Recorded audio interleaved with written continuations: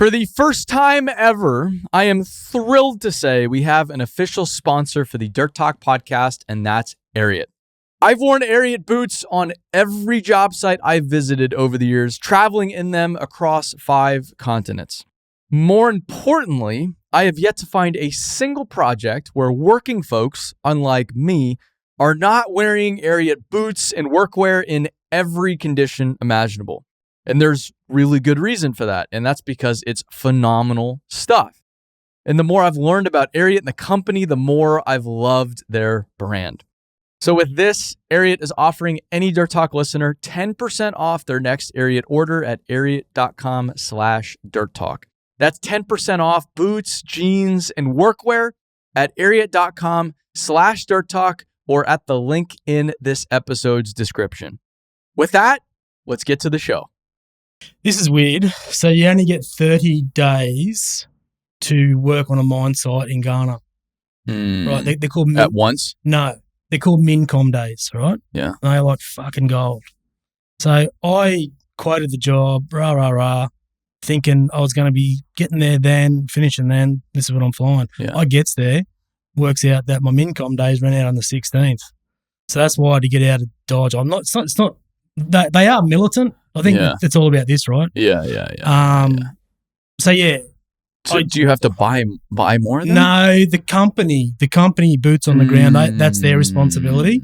So it's good that I don't get wrapped up in that.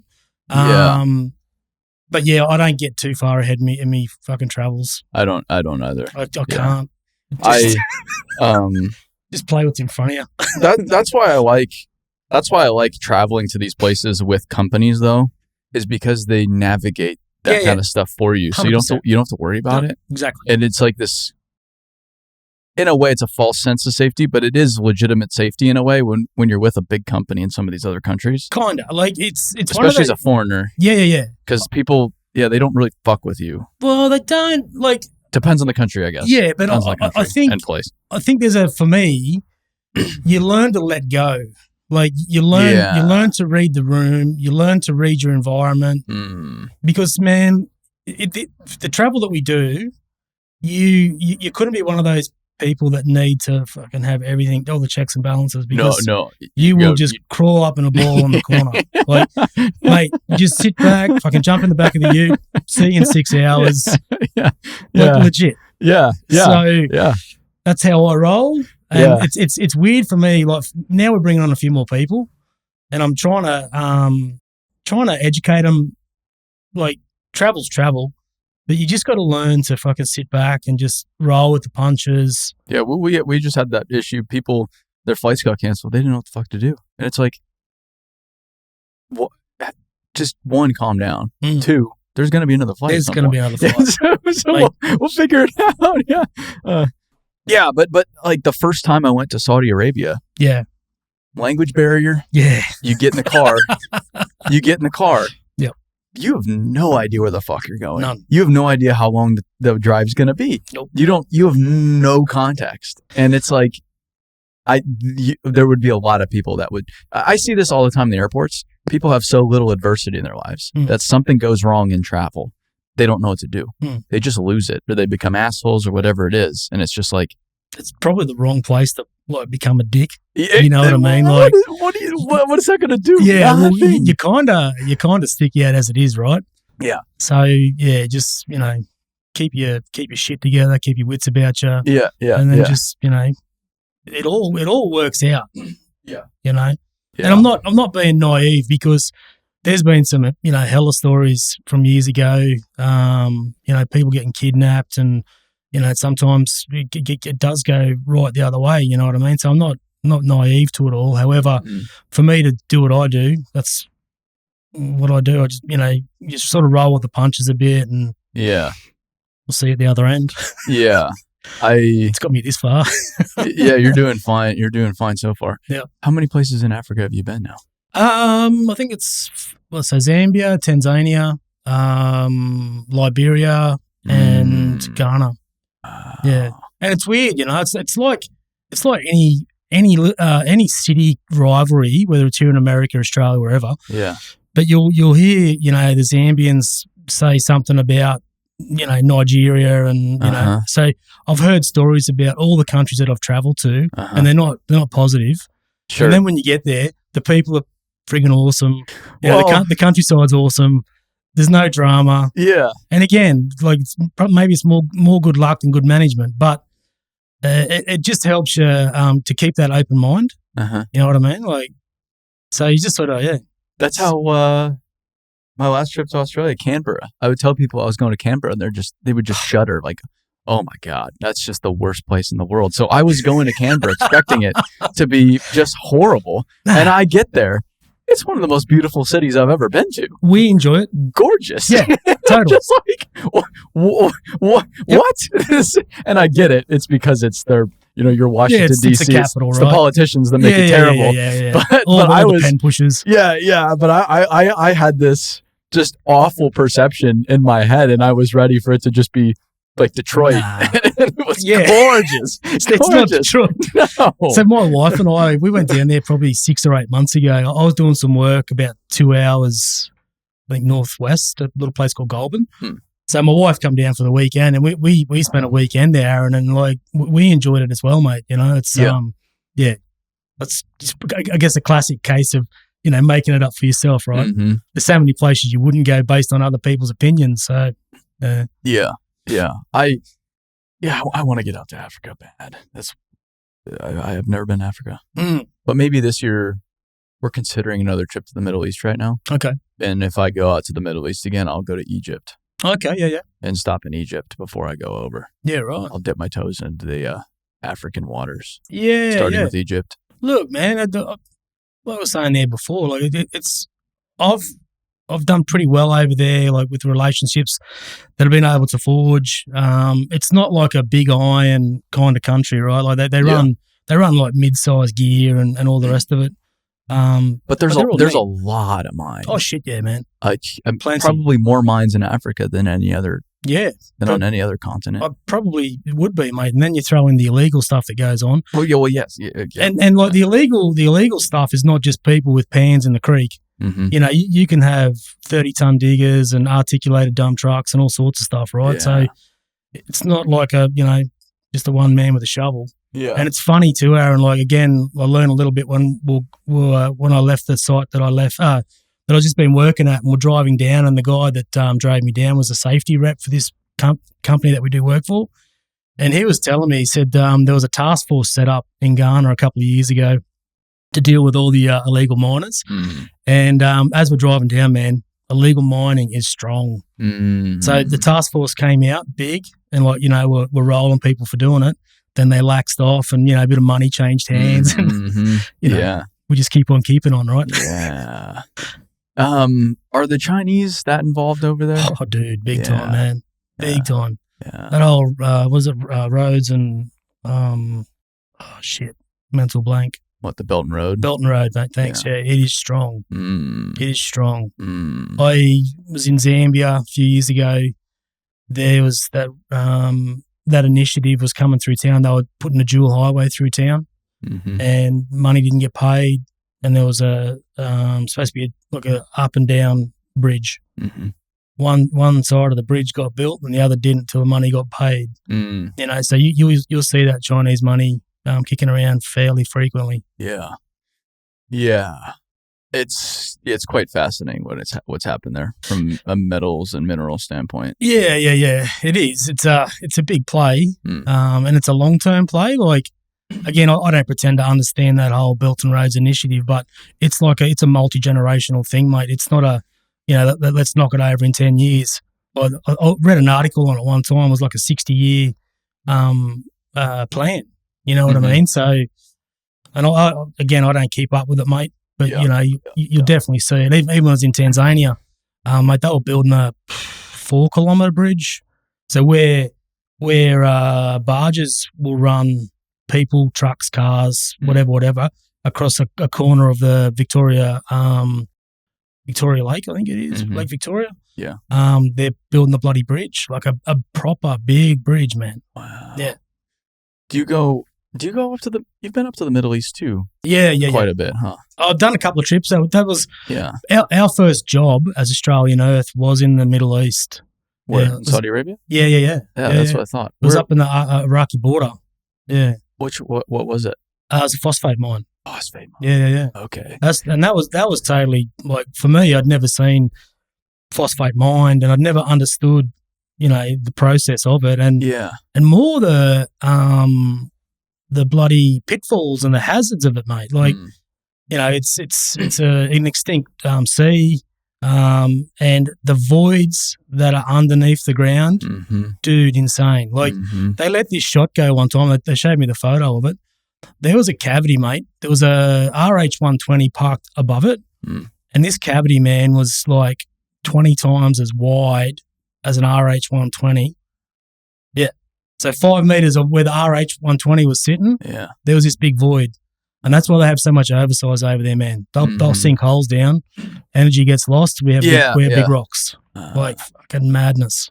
we saw phosphate in Jordan, yeah. not far from the Iraqi border as well. It's that whole region. Yep. It was pretty spectacular. Probably the same family. Yeah, and it just goes on forever. Yep. Like these mines, and there's not reclamation or anything, so they're just advancing across the desert, and you can see where they've been. Yeah, everywhere. And it's pretty shallow too. Super shallow. Yeah. But I tell a story when I'm speaking. I mean, I've been around a lot of blasts. I've never seen a blast like one of the ones at the phosphate mine we went to. Yeah, right. It was wild how much. I don't know what they did to that shot. They must have just loaded the hell out of it, or I don't know what happened. And we were way too close. I mean, there was fly rock all around us landing. Yeah. So, but I didn't know that. You talk to the guys you're with, they say, yeah, it's good here. And you just assume it's good there. It wasn't good there. So were you there when they loaded the shot? Did you see the promenade of police? Well, so that, yes, we were there, but we didn't go near there because there were the police, and we just didn't. Yeah, it's not that we were doing anything wrong or anything like that. It's just easier to just keep your separation. Correct. So I remember the first time I seen it, and it was like a scene out of Smokey and the Bandit. I don't know, you're probably too young to see that movie. But like, dude, there was like flashing lights, and there's a shitload of cop cars. Then there was like a truck, shitload of cop cars, and I'm like, what's going on here? And they're going, they're just bringing the bomb in because it's not a region where bombs want to be just loosely stored, right? And further to it, they don't have two ways in the trucks because again, they're seen as another device to let another device go bang. Yeah. So yeah, it was kind of funny, like. Yeah, whereas in Australia, they just drive it around in a truck. Pretty well much. Yeah. You have a truck full of emulsion just barreling down the highway. Correct. You've got your bloody, where you keep your bomb over the back, and then you've got your ANFO plant down the front, as long as there's a distance between them. Let's just get it on. Yeah. I guess it's like what you were saying with Africa. The first time I went to Saudi Arabia, I was expecting it to be just like the wild, wild west. Yeah. Anything but. Yeah. The first mine I went to was a gold mine, but it was run by, it's like Jack Reich, I think it is. Yep. Which is a Dutch company. Could be. I know of them. I feel like it's Dutch or Belgian or something up in there. Right. But foreign company. Yep. Buttoned up operation. Yeah. Buttoned up operation. It was looking really, really good. And they were running 6015s. They had a 6018. Oh, yeah. So when Caterpillar bit of a rare bird. Yeah, bought Bucyrus, they inherited, what is it, right. the RH40? Yeah, so RH40. Yeah. And then they painted it yellow. Yep. Put a cat sticker on it, called it the 6018. And then the 6020 was, I didn't even know the 6018 existed though until I saw this one. Yeah. So they had one of those and a bunch of 6015s. They were going through buckets every 48 to 72 hours. Buckets? On their 6015s. Really? Non-stop, rotating them out. Damn. Non-stop, because for whatever reason, the rock was that abrasive. Wow. The guy, he could have been completely bullshitting me, but I don't think he was. Huh. There's this British guy, so I could understand what the hell's going on. Yeah. He said in the middle of the summer, you can the buckets will start to glow a little bit. God damn. Because of the friction off this type of material they're digging, and because of the heat. And so Caterpillar was actually very interested in these machines, the 6050, because the 6015s were lemons when they first went out with them. They had so many problems with these things. and it was like the hottest place in the world. These 6015s were running. So they were... That's all eyes on. Yeah, they were very interested in how these were performing because they just... That's gnarly, yeah. It's harsh. But I was there in April, so it wasn't so bad. Yeah. When did you start your business now? 2017. 2017. So that long ago. Yeah, no, I think it was like September 2017. Were you with a dealer before that? Yeah, I was, mate. Yeah, I was with Hastings or Westtrack? I was with Hastings. Yeah, Hastings. Okay. Yeah, so I was with those guys for nearly 7 years. Okay. Dream job. Yeah. Best job I ever had. Thought it was going to be a retirement job. As a trainer. Yeah, I was a trainer. Yeah, operator trainer. So you were still traveling around. Yeah, but just within their... Yeah, within their territory. But they've, like, Hastings have got a reasonably large territory. Mm-hmm. They take in Queensland, the Northern Territory, the Solomon Islands, New Caledonia, and Papua New Guinea. They have New Guinea too. Yeah, man. Yeah. So, like, New Guinea for me, man, was one of those places that ever since I started in the game, I wanted to get to. Like, the old boy stories coming out of that region are just immense. Yeah. Like, proper immense, you know what I mean? So, every time I go up there, like, I love the joint, you know what I mean? Like, it's a cool place. Yeah. Is that where Grasberg is? No, so Grasberg is it's kind of a hotbed, man. It's West Papua, Irian Jaya. Yeah. There's some brutal stuff happening up there. Yeah. Yeah, there's been plenty of drama. Oh, dude, like that's a hotbed region for sure. The closest I've got to that place is another mine called Octetti. But yeah, that's a little like where you're talking, a little bit further west. So you were traveling pretty much nonstop then with Hastings. Yeah, it was. Yeah, they paint the picture of it's a Monday to Friday gig, 8 hours a day. Yeah, you soon work out that's not the deal. And at the time, it didn't really faze me, right? But yeah, we were traveling because where we live, and you can appreciate Aaron, Brisbane. There's not a lot of coal mines close. No. So a lot of the time we'll jump on planes to get to your Moranbahs. But you go to the Brisbane airport. Yep. Everybody's in high vis. Correct. Whenever, Monday morning, yep. Everybody's high vis. Everybody's flying to the mines there. It's crazy. Like the majority of the people at the airport are going to the mines. Correct. Yeah. And it's the same in WA. Well, Perth, man, they have they have there's their a own whole terminal. Yeah. It's crazy. Yeah, that's right. It's quite funny. A couple of years ago, I took my wife and our daughters to we were flying somewhere, and like they were blown away by the amount of high vis that was in the room, And even on the flip side of it, you can see the charter planes that'll bring in miners on their days off just with what they're wearing. Yeah, I was like showing my daughters like, yeah, he's a FIFO worker just for what he's wearing. Yeah. So yes, but the amazing, and I try to explain the Bowen to people.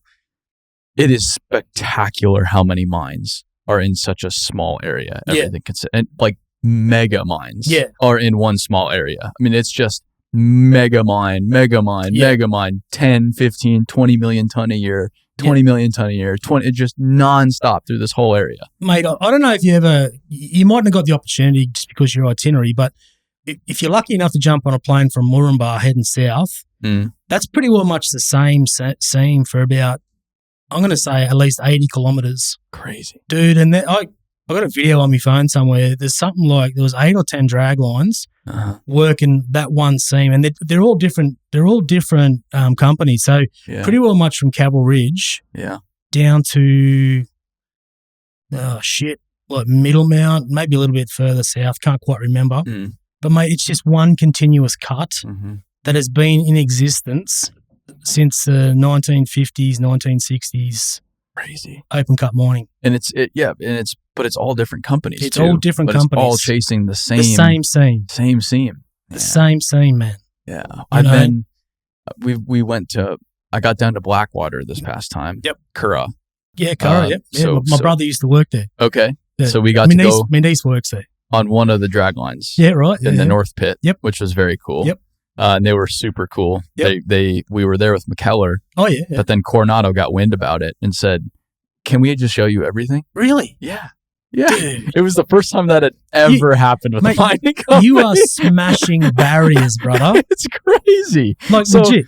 Well, but I didn't understand that until I got there. Dude. And so, because McKellar had a 9600 running, yep, which is fucking cool. Yeah, like, yeah. 9600, sign me up. Liebherr, arguably the finest digger made They right do now. it well. They do it really well. Yeah, I've heard those are like the cat's meow, yep, best in class. Yep. But so I'm pretty excited to go see that.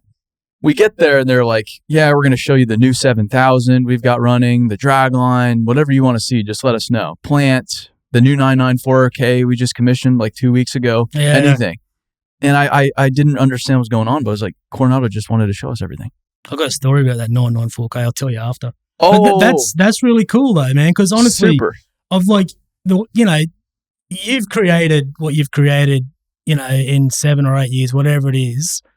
But people are starting to see the value on bringing the friggin' veils down. Like, we dig big holes in the ground and we extract whatever we're going to extract.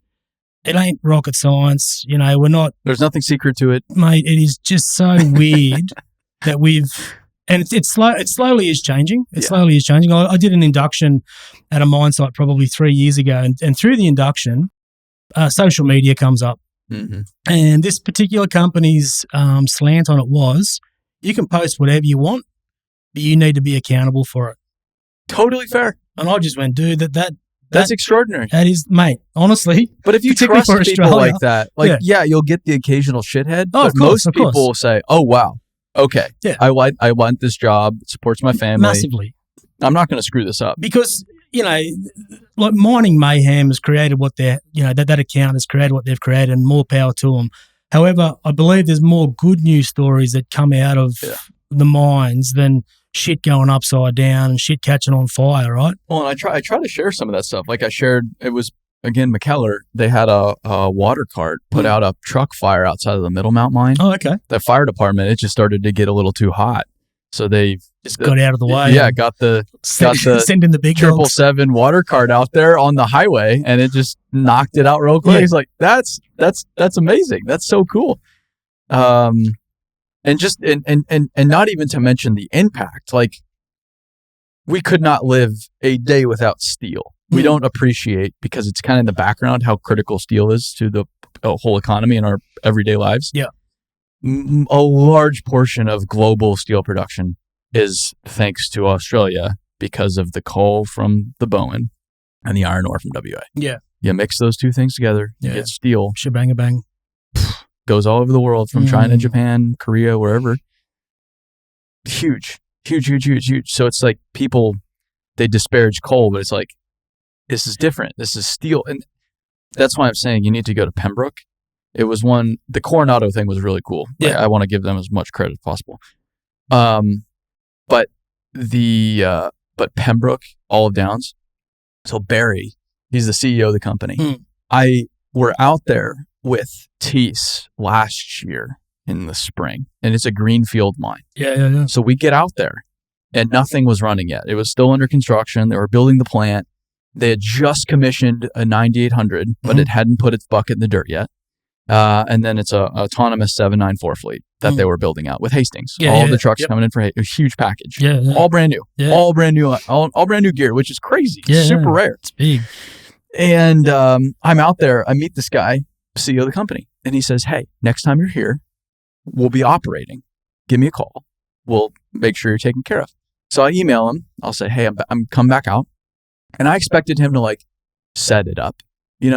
I'll make sure the people know you're coming, and they'll give you a nice tour. He's there. Baz was there. And he drives us around all day. That's cool, man. All day. This is a 75-year mine that he spent 10 years putting together, piecing together to get to this point. They've got two 9800s, two 9600s, two 9400s, or maybe one. Yeah. Teese is doing the mining, but he took us around the whole operation. We went and saw, because before that, I'd been to the oil sands and seen Komatsu's autonomous truck operations up there. Yeah. But they were, and I don't think we had the right people involved. They were really weird about showing us the actual system. Really? Yeah.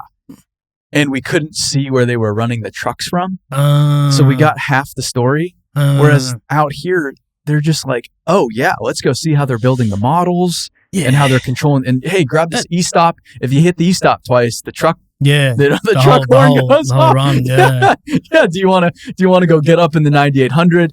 Hey, they just caught some koalas last night. Wild koalas. We're gonna go. That picture come through. Give them a health check. What the you want to hell? go see the new 11s on the pile loading a train? Koalas bloody have chlamydia, right? Like some carry. Yeah. Some. But they were testing them for chlamydia. Oh, excellent. That was one of their tests. PPD.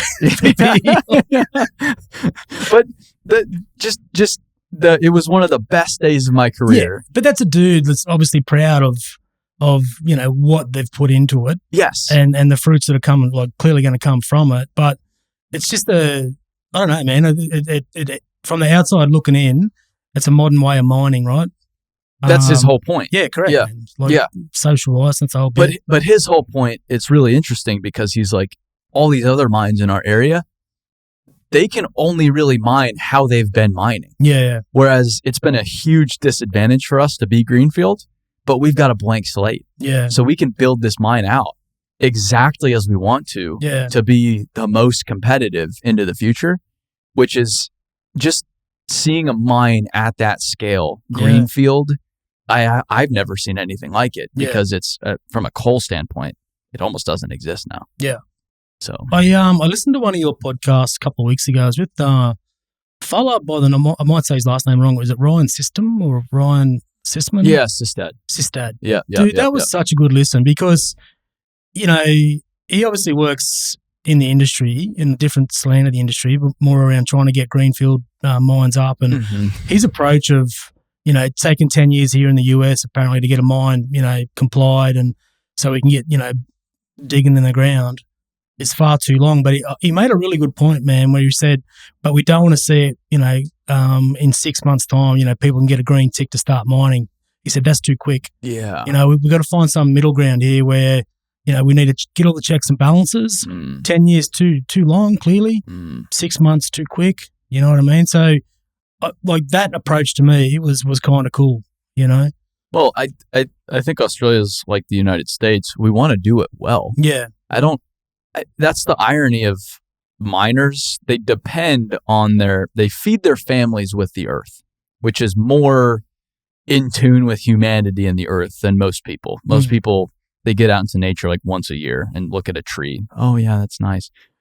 They're the ones saying they're ruining the earth, but it's like they feed their families with the earth, and so they're the first ones to care for it. Yeah.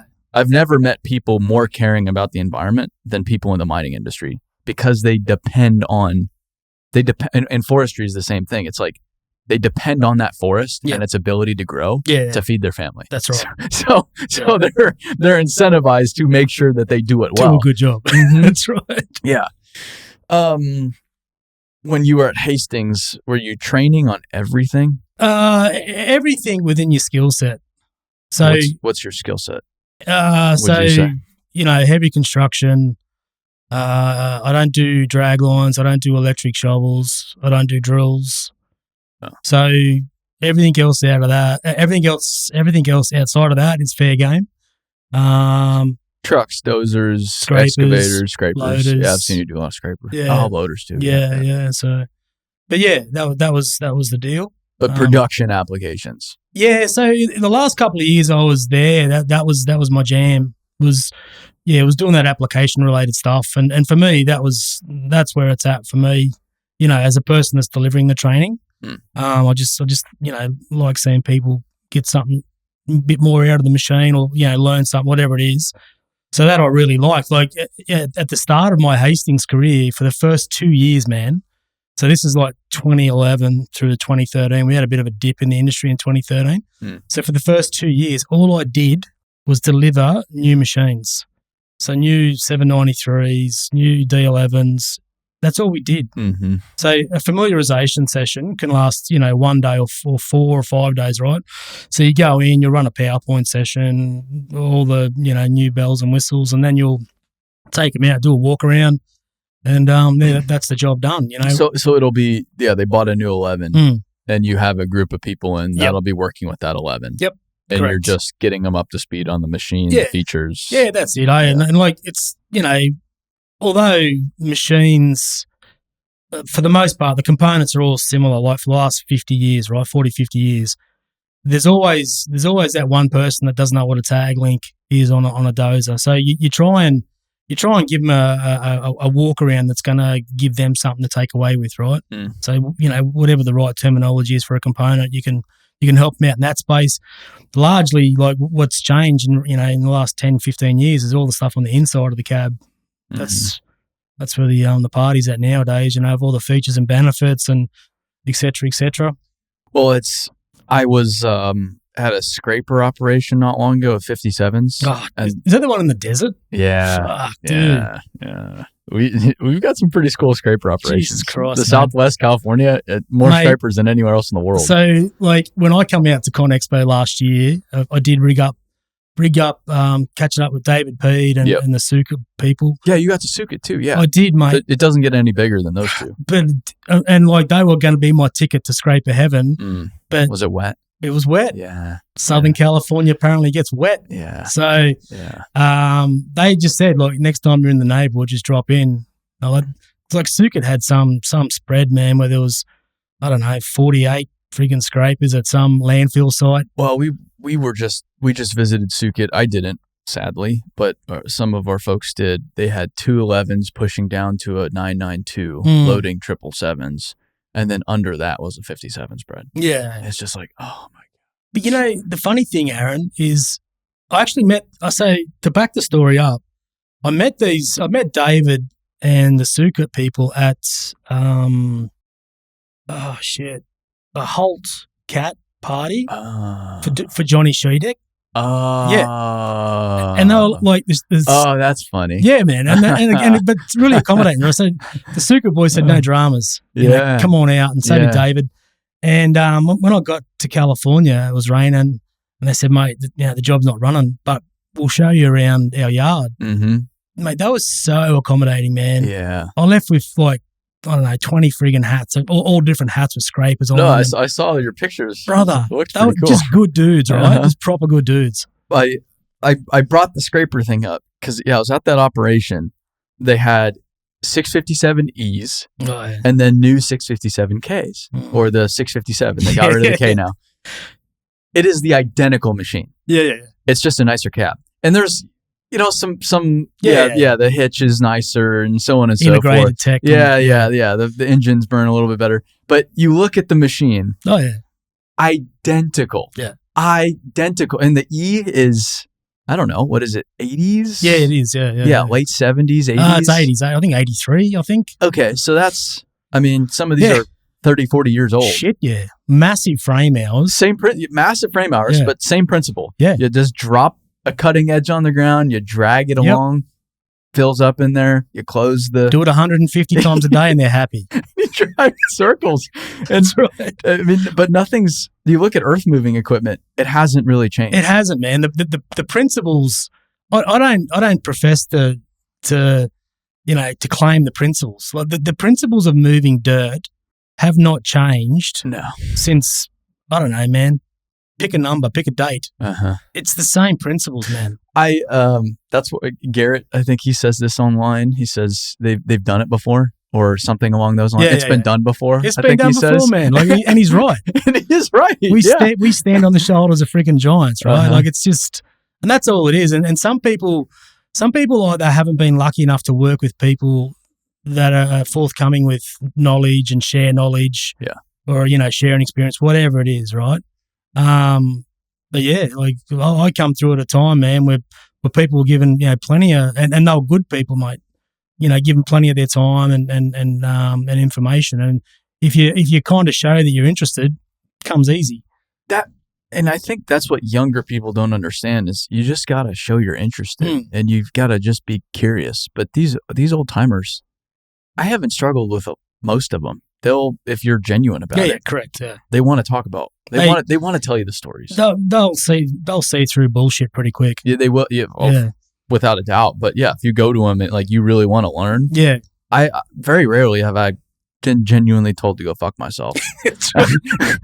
Which is a good thing, right? Yeah, but you're right, though. You're right. They're very open. So a lot of it was mining, though. Fort Hastings? Did you start out in mining? No. I started out in construction, man. Okay, so you were on construction. Yeah, construction. So I started out in subdivisions. Yeah. And then progressed into the heavy construction, which is like really, I loved it. Like, what state are you from? Are you from Queensland? No, New South Wales. Yeah. Okay. Yep. So, blue blood. Yeah, You might get the context. Yeah, cool. Yeah. Like from New South Wales, heavy construction, and then come to Canada. I got a work and holiday visa in Canada when I was in my mid-20s. And then when we came back, my future wife came back. Our first baby was coming along, and my old man worked construction, and we travelled a shitload, man. And I didn't really want to put my kids through it. So getting into the mines was a way of, staying central, earning $1, blah, blah, blah. A lot of time off. Yeah, a lot of time off, but it's weird though, man. Like when you start working rosters, time disappears because you're out of sync with society. So I think where you're going with this is the life I live.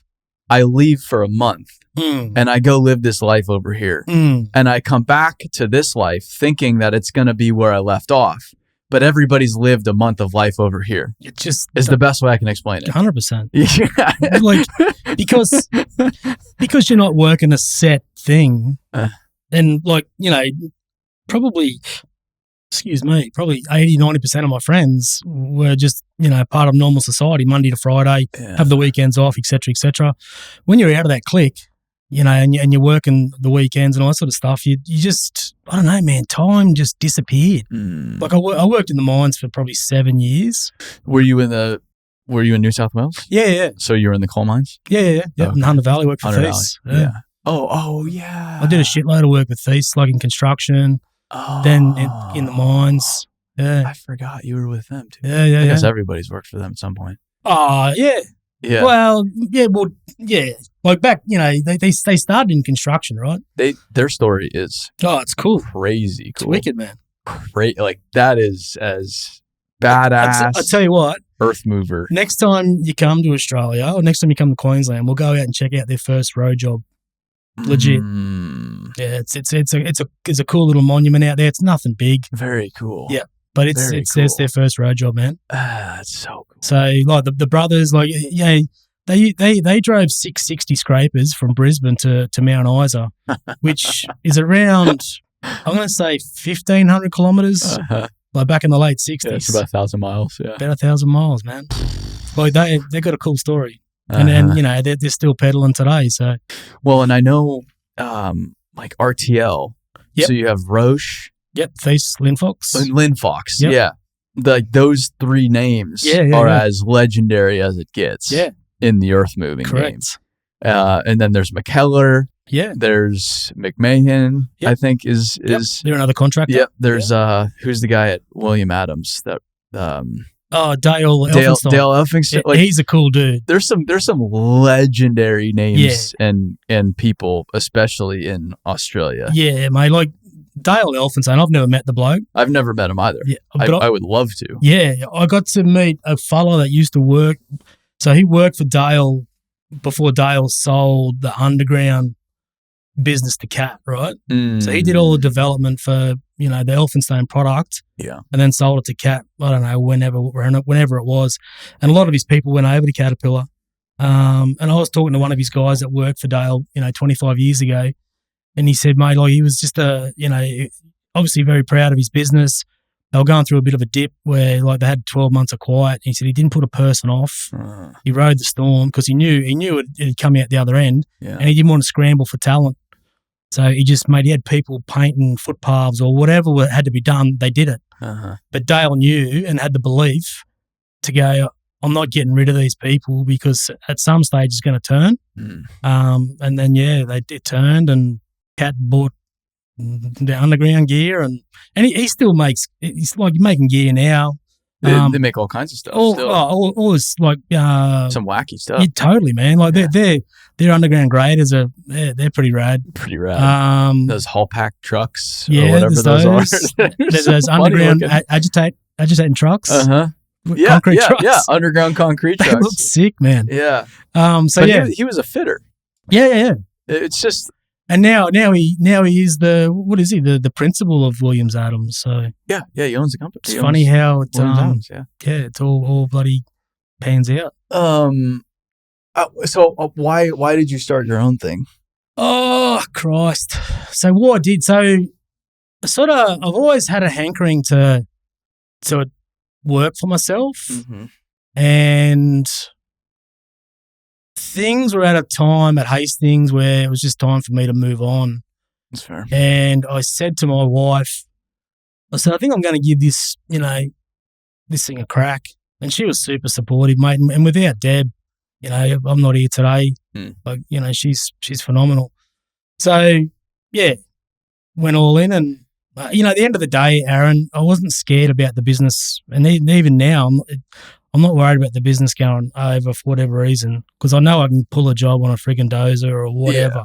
Yeah. So I was at an age where I coming through my 30s, like, and this is why I admire people like yourself. Like, as a young person, pulling on what you have at such a young age is massive, man. Like, dude, during my 20s, like, I wasn't even working shit out. Like, I didn't know what was going on, to be honest. But I know that I couldn't have done what I did in my early 40s back in my 20s, right? So, yeah, that was the catalyst. I just wanted to have a crack, and we did it. And, we've been lucky enough to do okay. And, like, for the first couple of years, mate, the pipeline's not full. But I was lucky enough. I got approached to operate a guy's two brothers. They got a little business where they got a couple of D11s and whatever else. And I got asked to operate one of their dozers. And again, mate, without that opportunity, I'm not here, because it created cash flow and it enabled me to get in front of another customer. So yeah, and we just slowly started to, where I didn't have to run the dozer anymore, where the business was full for me. And, now we've got nearly 4 other people. We've got a dude hopefully starting in a couple of weeks. 4 other people that are, part of the biz. So, yeah. The last time I saw you, it was in Brisbane last year. The Brecky Creek Hotel. Yeah. And I asked, I was like, how's everything going? He's like, and you just calmly respond, oh, yeah, I bought a D11. Yeah. And I was like, what? What? Why? What? How? Yeah. Look, is that the only machine you own? Yeah. It's a D11R? Yeah, it is. Yeah. It's a D11R. It's not your starter machine. No, dude, it's such a long-winded story, right? Like, no, but I love it. Yeah. I think it's phenomenal. Yeah. And look, it's there's been like monumental learning opportunities for myself. It's one thing to run a dozer.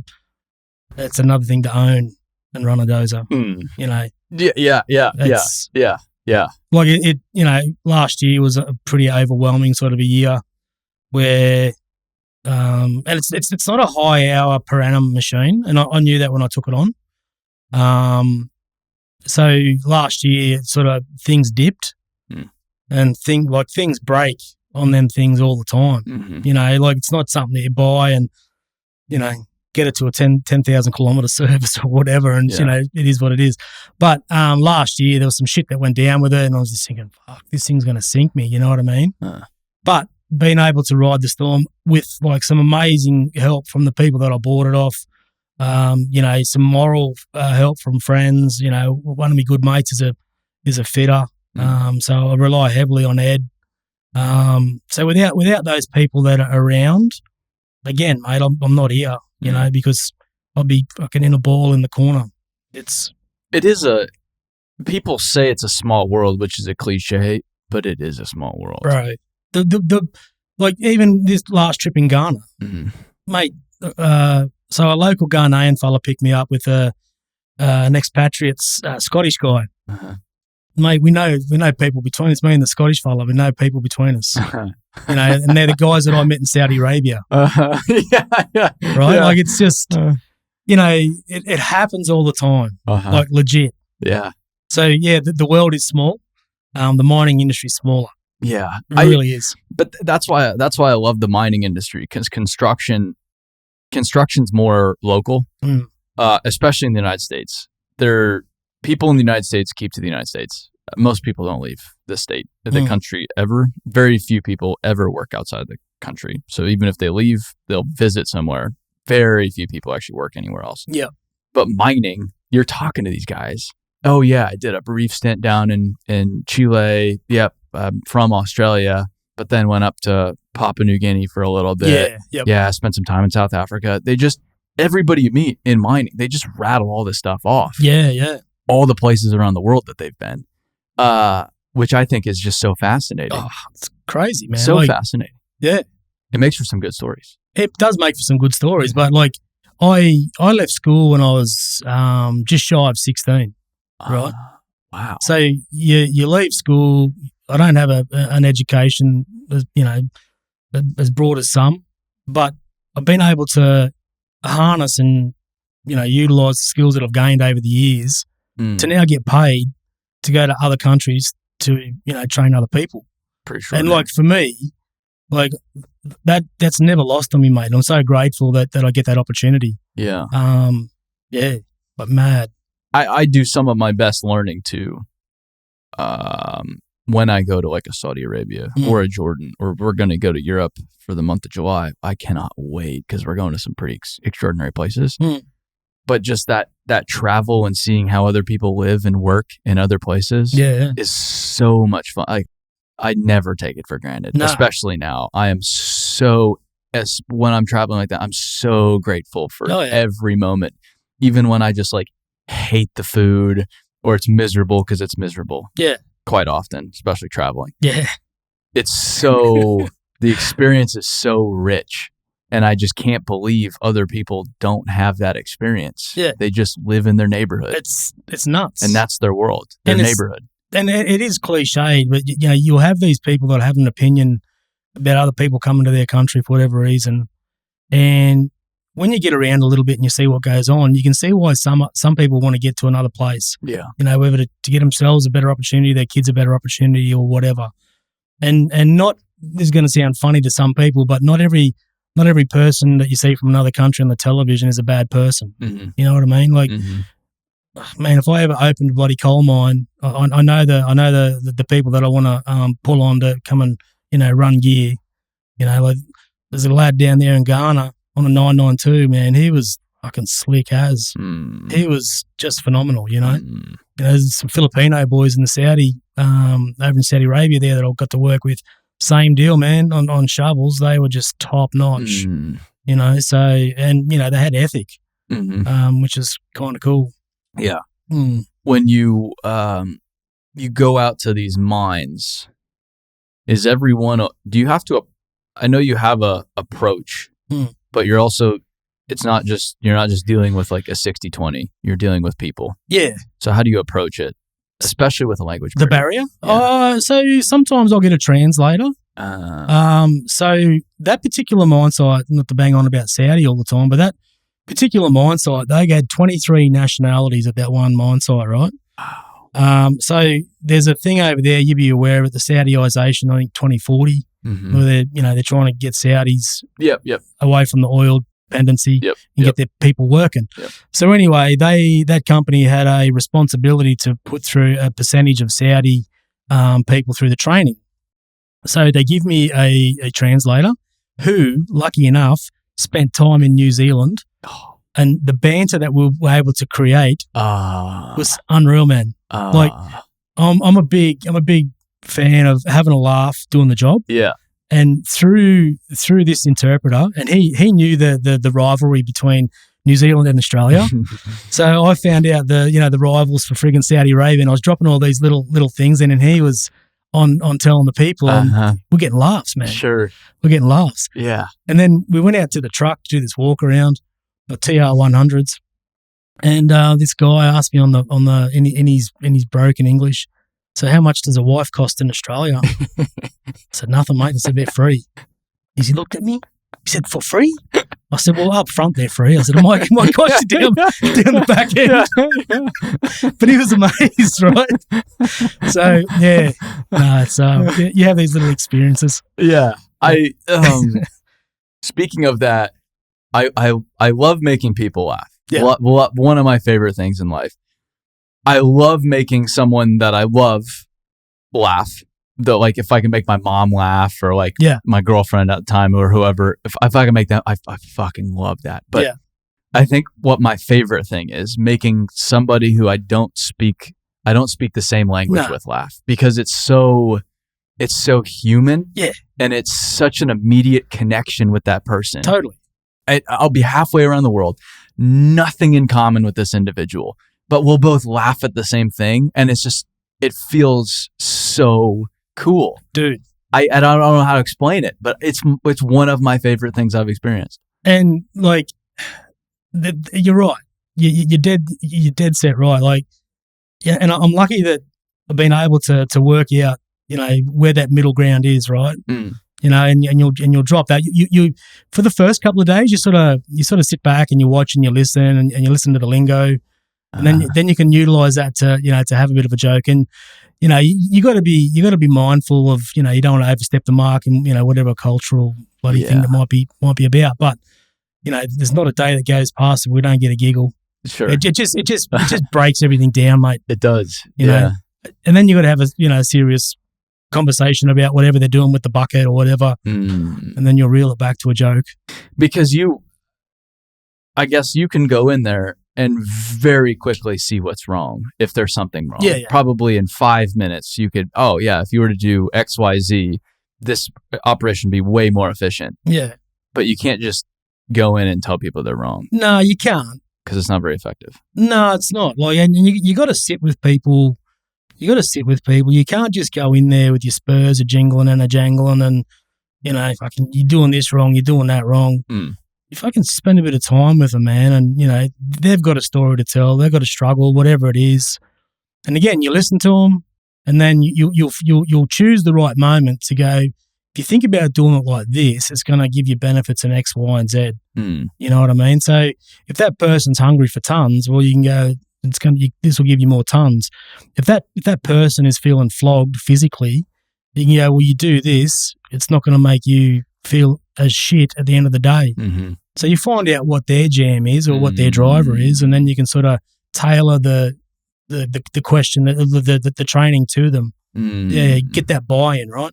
Yeah, you build that relationship. With and them. It happens reasonably quick, Aaron, because you might sit with 4 people, 5 people a day on some jobs. Yeah. So you sort of got to get on your bike and I always say to people, look, I've only been here for 20 minutes or only been here for an hour. It's a snapshot, but this is what I see. And then you take it from there. I always feel like I'm intruding though, but we're almost always welcomed because it breaks up the day too. Yeah. And so it's probably nice for most of these people to just have somebody else there. Well, look, I can honestly say that I enjoy going to these third world nations and training a lot more because they want to improve because that could be their ticket out. Some places that I get to go to in Australia, you kind of feel the attitude before you step foot inside the joint. You know what I mean? For whatever reason. But yeah. Going to those other places are pretty neat to train at. Yeah. I in these machines you're training in, most everything has a buddy seat, so you're sitting in the cab with them. Yeah. You've spent a lot of time, I feel like, recently in 60-20s. 60-20s, yeah. So I was in New Caledonia. They had a 60-20. Don't know if I've been somewhere this year. I can't remember. I feel like you posted a video recently. I feel like it's a 60-20 cab because you can tell it's a 60-20 because it's a monster cab. Yeah. It's hilarious how big the cab is. Yeah, bloody oath. And you spin over and it's like there's water right there. Oh yeah, that was up in New Guinea. Yeah, that was that. If it's that one, maybe it was an old video. Yeah. That was a cool delivery. There was actually 2 60-20s, which is But like that operation, it's called Lahia. Lihir Island is the place. Like, phenomenal fucking site, man. Like, they're mining an extinct volcano, brother. No shit. No shit. Right? And so they're probably, I don't know, 200 or 300 meters down. And when they first started back in the mid-90s, the geothermal activity in the ground, it'd decide when it wanted to fucking pop open on the wall, right? And there's some stories where shovel operators were covered in hot rock when the wall just popped open and showered them in rock. So now what they've done is they drill down to a depth and they release the steam, and they're called geysers. So as you're corkscrewing down into the pit, man, there's just fucking steam punching out of the walls. And I mean, like, they put them on the surface too, around the extremities. And, mate, you'll hear the steam coming out of these things, and it's like, fuck, this is legit. What are they mining? Gold. Yeah. Okay. They're mining gold. So all of their overburden gets put into barges, and the barges go off into the ocean, half a K, a kilometre, and they drop it. So what they're doing is they're building a buffer. They're slowly building over the coral, and they're going to mine the coral. Right. Man, it is a phenomenal job. Legit. That's pretty neat. So I was up there a couple of weeks ago, and man, it was just wet for the whole 2 weeks. Man, it was hard going. I was doing like grader training. It was hard going. Yeah, I thought I saw some. I feel like I know what some of the videos, or photos you were sharing of, but it just looked just extraordinary. Oh, mate, but it's such a beautiful part of the world. Like when I was up there for that 60-20 or those 60-20 deliveries, I was up there for a couple of weeks, and I had a day off on the Sunday or whatever, and we were lucky enough. A couple of the dealer people and myself, we drove around the island, which took about 2 or 3 hours. So just getting to jump in a friggin' ute, cruise around the island, pull up in some little bay, have a swim, you know. We're in a few weeks, we're starting the Europe trip in Iceland. Yeah, right. And they're working on these lava barriers right now. Yeah, I see that, yeah. Because they had these eruptions, so that these fissures opened up, and these lava flows they knew it was coming. They knew the lava flows were going to go toward this power plant and this town. So they've been building these barriers for 6 months now. They pulled in basically every big dozer they had in the country of Iceland. So they've got like a Liebherr, I think it's a 776. Yeah. They've got a Komatsu 375. They've got a D11. It's just an eclectic crowd of every dozer they could find to build these barriers to channel the lava flows. That's nuts, eh? It's crazy. That stuff from a couple of months ago, and that shit was coming at them. Yes. So that's where we're going. And I cannot. I am so excited about this. Did they actually put a dent in that? Like, did they? Oh, it was wildly effective. Really? You can see the imagery now. Oh yeah, they steered the lava. Yeah, they steered it with dirt. Just building berms like water. But we're gonna go see that, which I'm excited about. And then they were like, "Oh yeah, we have a road job, but it's a 6-hour drive." And I was like, "Listen, 6-hour drive in Iceland, I'll live. Yeah, imagine that. I'll be fine with. I would prefer this is great. Yeah. I would. Yes. That's going to be spectacular. Yeah. So then we go see Lava Barrier, and then 6-hour drive to the north part of the island. I'm like, you just tell me where to go. I am happy to drive. Yep. Happy to drive. No shit. If I want to, driving anywhere in the world, that would probably be it. Yeah. So that's going to be mad. I can't wait. Yeah. I can't wait. Yeah. And they have some other cool stuff, but we're trying the whole month of July. Well, we're bouncing around. Damn. So we go Iceland, then Switzerland, then Germany, then Denmark, then Britain, then Spain. Yeah, right. So it'll be sick. I spent a lot of time on this one. I spend a lot of time on all of them now. Like the last Australia one, coordinating that many mines in a 2-week period. I don't know. I was regretting it like halfway through. I'm like, this is way too ambitious. This is just too much. But we did it. It was it's just so much time and energy. Oh, mate. So much time and energy to coordinate. And there's so little margin for anything to go awry, because it's that knock-on effect, right? Mm-hmm. Yeah, that's something. But we saw a lot. We saw Jimmy in Melbourne, went to this reservoir job. in New South. Then we went to, not the Hunter Valley, but we were, there's this town outside of Sydney, an hour and a half outside of it. With Newcastle. No, not Newcastle. Into the interior. Singleton. It has a bunch of wineries and shit. Yeah, Cessnock. No. Well, we're in that postcode anyway. Yeah. So, Go to a coal mine up there with National. Oh, no, you were at Mudgee, weren't you? Mudgee. Dude, Mudgee. Yes. So we were Mudgee, National. They're running a 9800 there. Yeah. And then we went to Newcastle and saw Tomago. Yep. And then we went up and saw Olive Downs. I've been to Middlemount up there. Yeah. The previous trip, I went to Anglo the previous trip.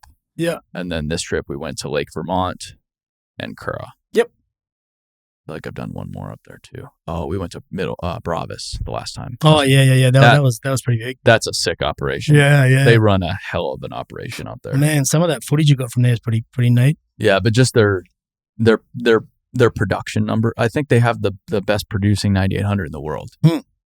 Statistically speaking, because they pulled the data off all those excavators. Going off those bench setups that you put online, I can see why.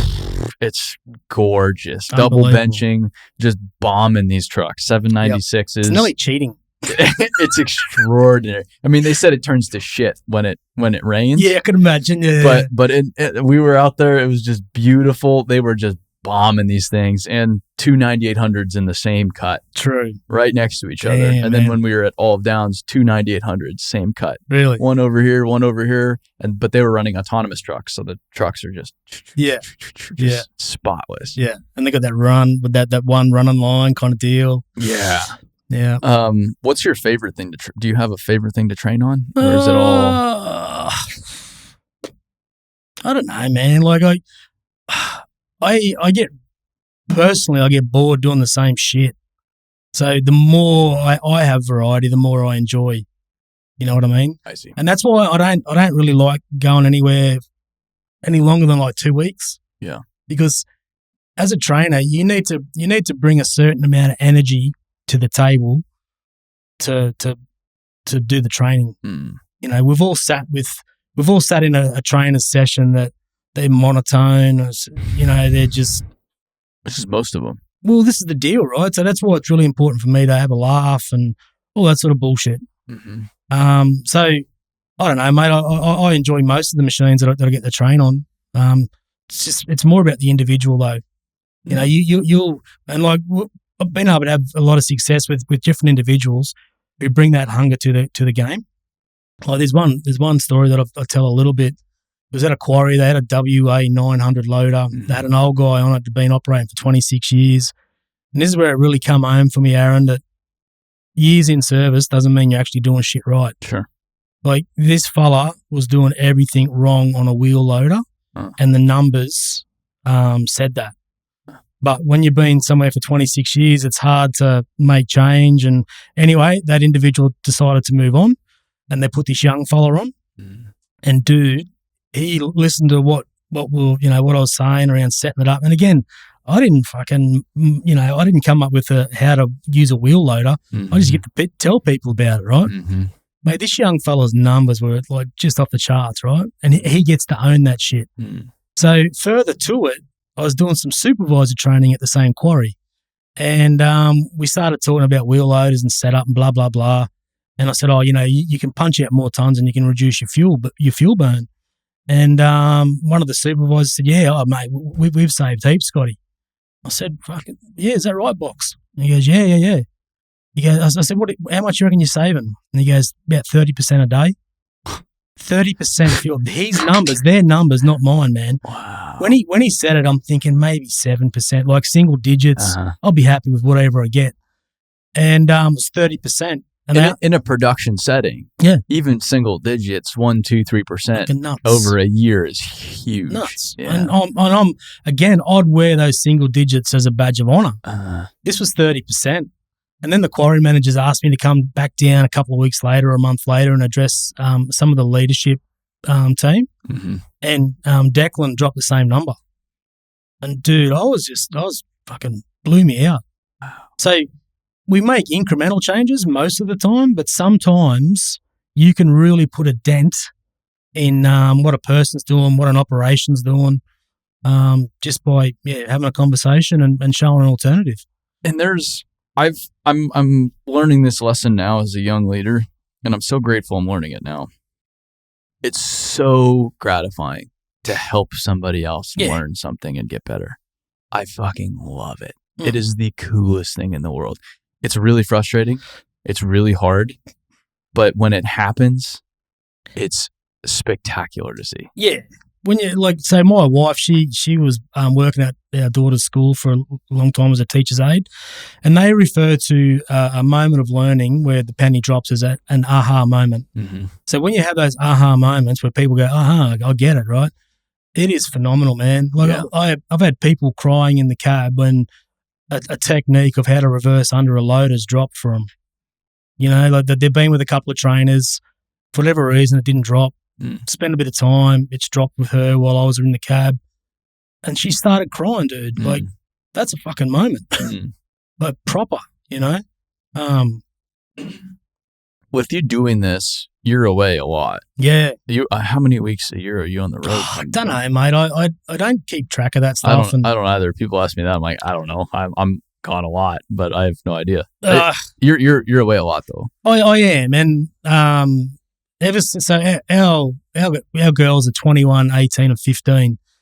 So when I started working at Hastings, that's when travel started. So they were at a younger age. Mm-hmm. I'm not saying it was easy for them or anything like that, but me coming and going was the norm. And now I do that now, obviously. So the biggest thing that I've had to be mindful of is when people ring up and they go, "Oh, can you be here?" Then, yep, no worries.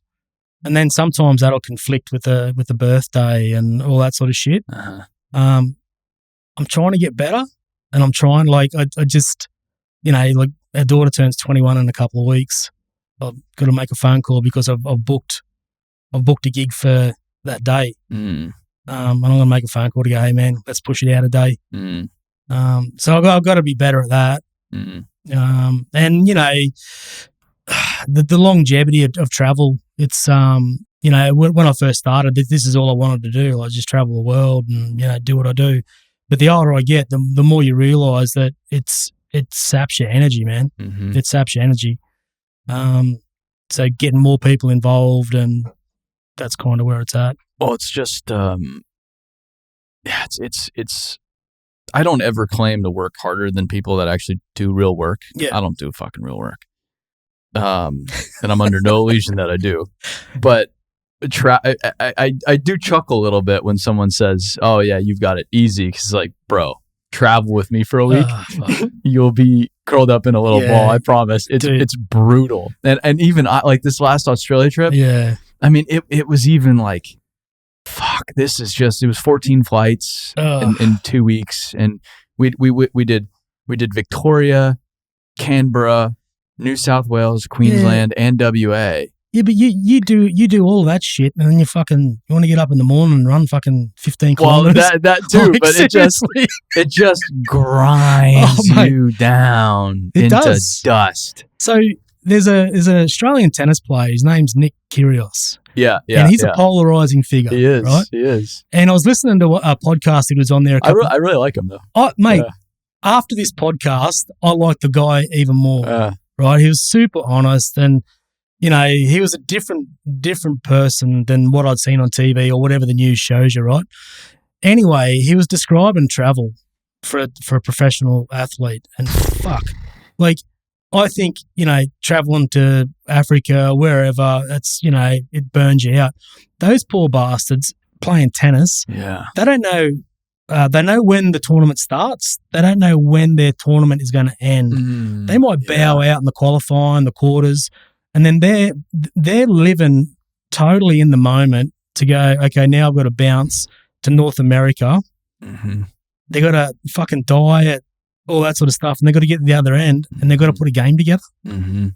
I understand the travel side of it. But then that whole performance factor, they've got to perform. That is next level. And they can't say, "Sorry, I'm jet lagged." Yeah, dude. Can we do this tomorrow? Yeah, like everyone's jet lagged. Like, get over it. That I take me hat off to. I'm reading a book written by Adrian Newey, who's been a designer for Red Bull Racing for Formula One for a while, and just him, he was commuting back and forth. Just the Formula One schedule, it's just incredible. They'll have 20 plus races in a different country. Yeah. And just taking that show on the road, yeah, it's like, okay, yeah, the drivers get to fly private or business class, but you've got all of these people, like the guy in charge of desserts, that has to travel that much. It's not luxurious travel. I think that's how Red Bull got their pants pulled down a couple of years ago. They all got given a budget to run their team out of, and there's something like $600,000 a budget for catering, and a little bit of that catering money got fucking sliced and put into R&D or whatever it was. But that's a big operation, right? Like massive. Yeah. Well, this whole book is like, it's the sports job to make our lives easier and slow the cars down, but it's our job to then find all the loopholes to make the cars go faster. That's right. So the whole thing, you're in conflict with this governing body making new rules every year to stop you doing things. And your whole job is to just find, that's right. Oh, but you said this. That's right. So that means that's our interpretation, right? Yeah, that means this is right. And, Red Bull clearly dominated in the past 4 or 5 seasons, whatever it's been. They've found that in. Yeah. Yeah, but Adrian Newey's career, it's insane how much he's won. He was winning in IndyCar, then he was winning with Williams, then he was winning with McLaren, then he goes to Red Bull. It's just like the guy has just won. Yeah, right. Nonstop. Wow. It's incredible. But yeah, the travel, I see the travel you do, and I fully understand and appreciate it. Yeah. Because where do you stay typically on these mine sites? Whatever their accommodations are. Yeah, it is. It's a mix. And you know what? Like this last trip, I was staying at the camp, and the camp was fucking great. You know what I mean? Like it had everything you wanted. The rooms were clean, all that was all clean. But I really prefer, if I'm going somewhere, if I can stay in community, it gives me something to do of an afternoon. You know what I mean? Like you go for a bit of a wander. Yeah. When I was bloody in Tanzania there. The only reason I say Tanzania too is that's the way they say it. In Australia, we say Tanzania. Yeah, we say it that way too. Yeah. So, I was staying in town, and I was going through the town one day, and I wanted to get to this high point of the town that I was staying at, and I was just walking through, and this young kid has just sidled up beside me, and he just started walking with me for a kilometre, 2 kilometres, and I just sort of pointed to this hill. And I said, you can get me there. He couldn't speak English. I couldn't speak, Tanzanian. We ended up on the hill, man. Wow. So that's why I prefer to try and stay, in community. Just gives you something to do. We stayed a lot of Airbnbs, which I enjoy because it's that similar principle, especially if you're staying in a hotel, it's just very sterile. You're clearly away from home. You're clearly not supposed to be there, and I don't like that feeling. So I like trying to stay in a house or something like that, in a neighborhood, wherever we're going. And I know it depends on the country you go to. Yeah. But most everywhere, like our last Australian trip, we stayed in one hotel for the whole trip. Yeah. No problem otherwise. Yeah, no, it's the rise of the Airbnb. Like I'm staying at Airbnb just up the road up here. And they're good, you work out what you need for, to make yourself happy, and you just, get your room and happy days. Some of the camps I've stayed at are pretty nice, but I've also heard there's some pretty rough ones. Yeah, you know what, man? They're getting better, I guess, nowadays, because they have totally to. Are. Yeah. Like, I've stayed at a couple where you get sick from whatever you get sick from. Copperbella. Yeah, you might have went to Copperbella. Yeah, we stayed there. Yeah. For some reason, we stayed Sivio. Yeah. Yep. So, mate, I feel as every time I stay there, I get crook, like from food. Really? Legit. And I'm not saying that's don't go there. Yeah. But it's that's just nearly every time I go there, I get crook. But the rooms are good. The facilities are good. It was phenomenal. Yeah, man. Like I don't think I've been to a shitty camp. You go to the camps too, and I get why you can get fat super, super easy. So easy. Just keep going back. Unlimited ice cream. It would be really hard to, I respect all the guys in the gym at the camp because it's it's so easy to just not do that, especially working 12 hours a day. Mate. Fuck that. But it's not the 12 hours, Aaron. It's the some of the people at Copperbella, they're getting up to, take a 40-minute friggin' bus ride. Yeah. So they're getting up. Like, I know people that'll get up at 2:30 in the morning, 2:30 in the morning to go and throw weights around, dude. And then they'll start their day. Mm-hmm. Legit. Yes. No. I was there at the gym with those guys when I was there.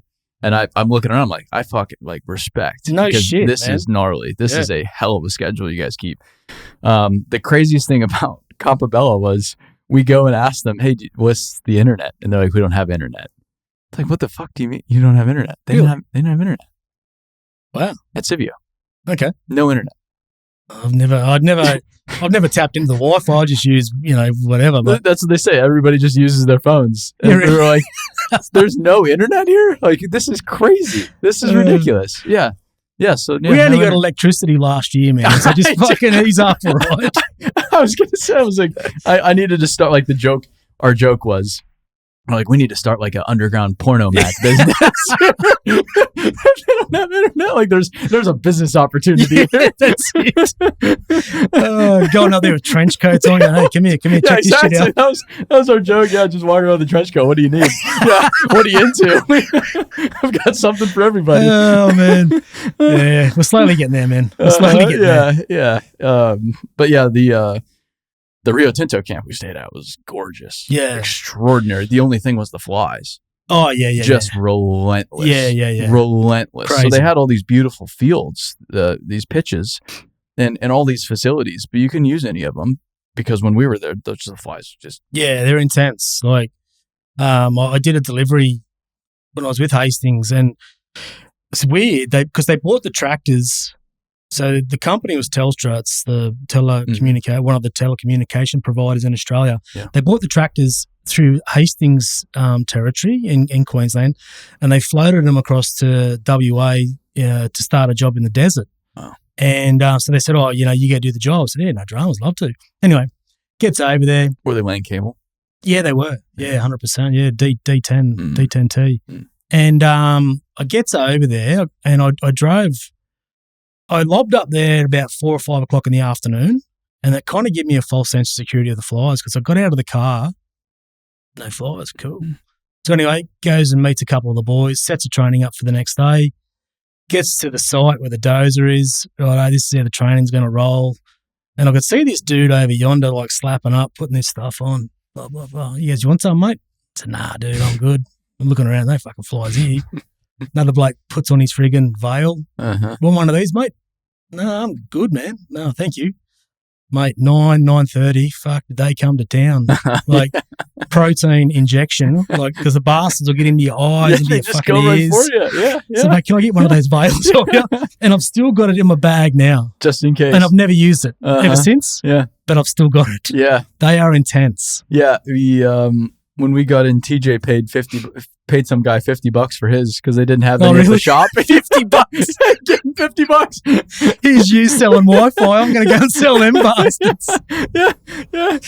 Because he wanted one because he just hates flies. And it was uncomfortable. It was terrible. It was terrible. Yeah. I wanted one, but they would have messed up some of your shots too, like on your lens and stuff. I'm assuming they would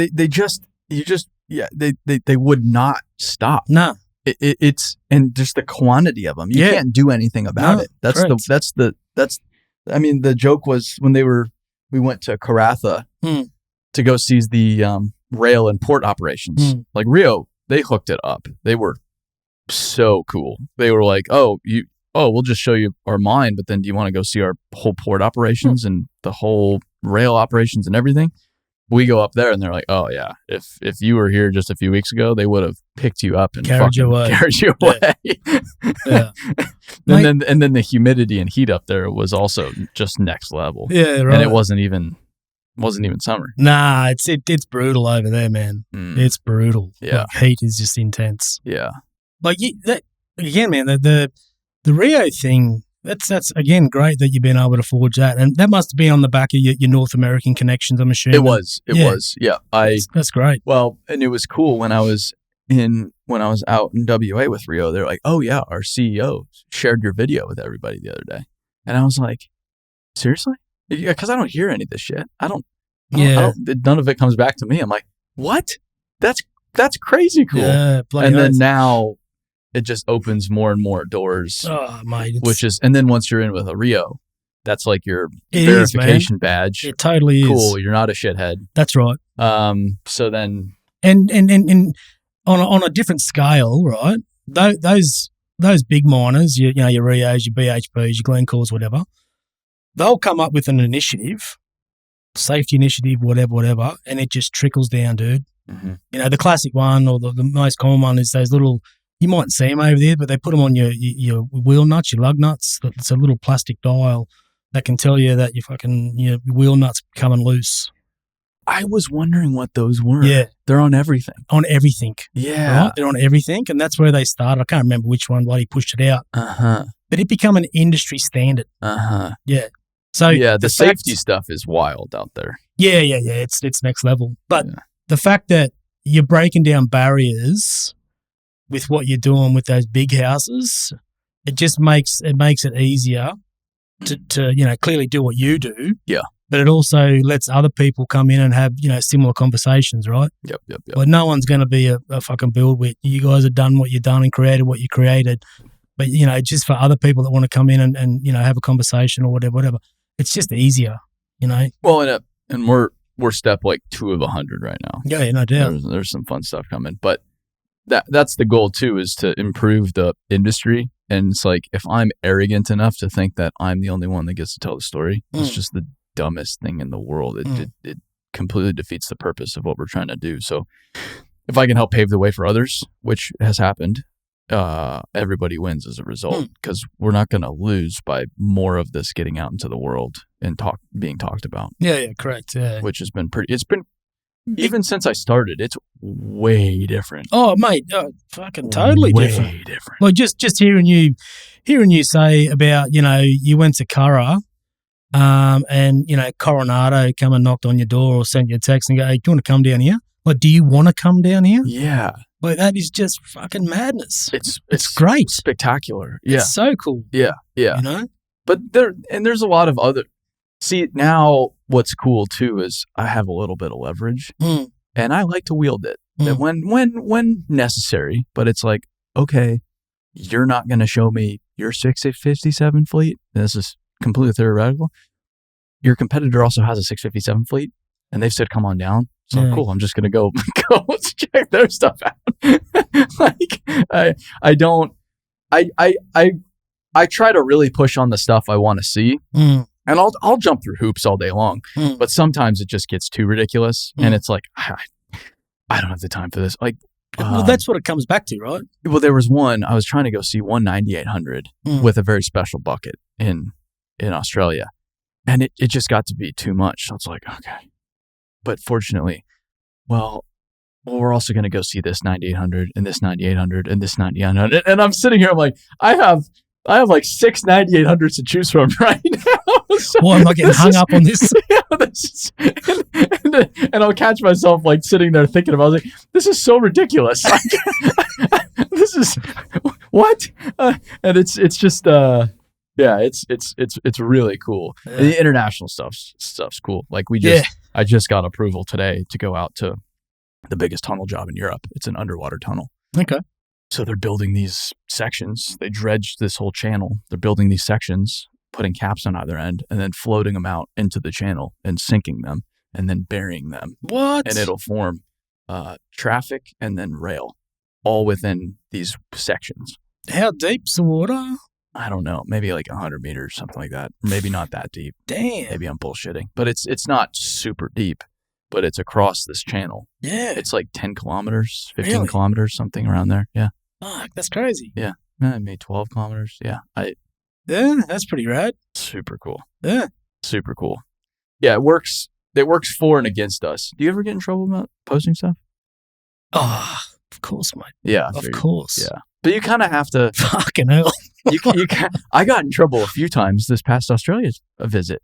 Yeah, right. You kind of have to find the line, though. Oh, look, yeah. Look, I never post dumb shit. Yes.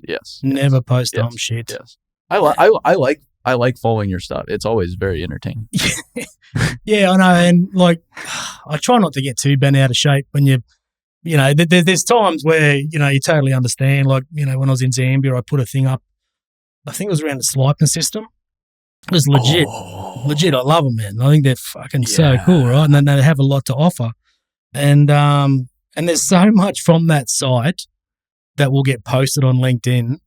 But the dude said, you got to take that down. And there was nothing on the operation. Yeah. I said, no dramas, mate. Yeah. I understand. I try to, I always play ball. Yeah. You have to, right? But you do have to find the line, though. And sometimes it's a little over the top. It's like, I guess the disappointing thing around that, Aaron, is the person with the problem won't reach out. It comes through all these other little avenues. Mm-hmm.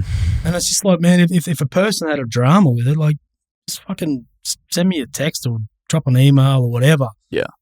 But it goes through this convoluted fucking way. Yeah. And then someone goes, oh, you got to take that down. I've been trying to eliminate any middlemen. And so it's like the first time I went to Olive Downs was through Tees. Then I met Pembroke. My preference, and there's nothing against Tees, but my preference is always to be with Pembroke because they're ultimately the king of the castle. Correct. And the buck stops with them. And then you can get to know them and what they're comfortable with. Yeah. And then you can work with Tees more effectively. Yeah, correct. Or I was talking with Tees a week ago about something. They're like, oh yeah, we have this project that will be our project. And so everything we do on that site will be under our jurisdiction. Okay. And it's like perfect. That's the kind of stuff I like. Yeah. Because it makes it so much simpler. Oh, mate. Because the fucking rules with this mob versus this mob. Yes. Everybody has different rules. That's right. Yeah, and then and there's politics. Oh, and dude. And then like this person didn't know beforehand, and now they're upset about it. Yeah. And it's like, oh fuck. But that's part of it too. Yeah. I can bitch about it all day long, but that's just the game. That is the game. Yeah. Like, how do you go when you go and take your photos, and it goes through the fucking process? And there's a couple of adjustments need to be made. Like the adjustments, is it take the photo out or you have to adjust the photo? So I typically, if they say they don't like it, it just goes in the bin. Right. No, very rarely. The only time there's dramas is when I submit 50 photos and they say 8 of them are cool. And it's like, hey. And this has happened. It happened recently. Yeah. I'm like, hey. But, can you explain? Can you let me know? Do you just not like what's going on here? Because these are kosher. Because if something doesn't look good, I throw it in the bin. Yeah. And so if it's too dusty, for example, I know the mining companies don't want to portray all this dust. Cool. I'm not going to push it. The coolest shots are dust, but I'm gonna toe the line. I'm not gonna submit photos that I think are gonna get booted. Yeah. Well, sometimes I do. Sometimes I'm like, let's see what they're cool with, just to kind of know. It a bit. But just to know where their line is and what they're comfortable with. But yeah, so if they say nothing's cool, this isn't cool, I just throw it in the bin. I don't argue. So you're submitting these photos. Do they become their assets as well? So the stuff, and this is where I have a call with Rio Tinto at 2 in 5 minutes, but I think I'm just going to let them handle it. That's kind of cool. Speaking of Rio Tinto. Don't get me offside with Rio, for Christ's sake. No. So a lot of people don't understand our business, which is fair because I don't explain it. We have a business over here. Yeah. We do marketing work contractually. We do software, training software. Yep. And then we have our Dirt World Summit. Yep. Which is shaping up to be the industry's event in the United States, period, which is really exciting. That's how we make our money. I'm like marketing for the business. And so the more people aware of BuildWit, the better off the business does. Okay. And the more we can grow the business and the bigger the competitive edge we have, because that's hard to do. Yeah, correct. Yep. And so when I go out and say, yeah, I go visit Coronado, they give me the access. I could try to charge them for the photos, but I'm not going to. I'm just going to give them the photos. Yeah. Because it's goodwill. It's like a thank you. Yeah. And then they see the photos and like, these are actually fucking good. We do this again. And it ends up paying off much bigger future state than trying to nickel and dime in the short term. Yep. And if I can make some money, I take the opportunity because the trips also do cost money. Like we probably spent, the last Australia trip was like $22,000. It's like, that's a fair bit of change for just travel expenses. Yeah, yeah. If I can recoup that on the trip, I'm game. Yeah. But I'm not always going to push for it. And I guess I wasn't thinking about like charging. I just wasn't quite sure if the customer just ended up with the asset, you know, because I know they got reach with the eyeballs that's on Build It. Yeah, I could be, and I've done this in the past. I could be an ass about it and say it's my intellectual property because it is, and they have no right to it. But that doesn't get me anywhere. And so, cool, take the photos. Yeah. And honestly, I would rather you use these that look good on your annual report or website than shitty photos. No doubt. Even if I don't get paid, because then the industry wins and the industry looks better. So it's like, I'd rather people, I was about to post this the other day in LinkedIn, then I got distracted. I would rather you steal my photos than use bullshit stock photography. Yeah, I know. Or AI photo. Just steal what I have. I don't care. Steal it, please, because don't misrepresent the industry is my qualm. So in recent years, we've been doing, doing like refurbs on training documents, updating training documents. And we had one recently where a customer said, would you mind putting these training documents together for us? I said, yeah, no dramas. And they said, we want these to become our assets. And I said, yeah, that's fine. They said, because we want to be able to adjust them down the track when we need to. I said, yeah, that's cool. They said, oh, are you going to charge us for us to do that? I said, no. Yeah. I said, our core business is fucking training people. Like we can update your document, but that's not our core business to, every time you fucking crack on the document and want to change it, we need a clip of the ticket. So it's not our jam. Yeah. They just got the shits with people doing bad jobs on putting training documentation together. When we've been able to, fill a box for those people. So yeah, no, it's the long game is almost always worthwhile. Yeah, correct. Almost always, not always, but almost. Yeah, almost. I should probably get on this call with Rio. Yeah, sounds important. Well, yeah, I was thinking it through. I was like, they can handle it. See, I'm at the point, and you're hiring other people now. Yeah. And you can't be with them all the time. Not at all. And so you just have to let them go. You do. And you have to see how far you can let them go. Yeah. Sometimes. Look, the dudes that we got involved with the business, one was my old manager from the dealership, and one was my old supervisor from the dealership. That's cool. That's totally really cool, man. Wow. Like, I don't need to fucking ring them on the daily and make sure they're doing this, that, or the other. I know how they operate. Yeah.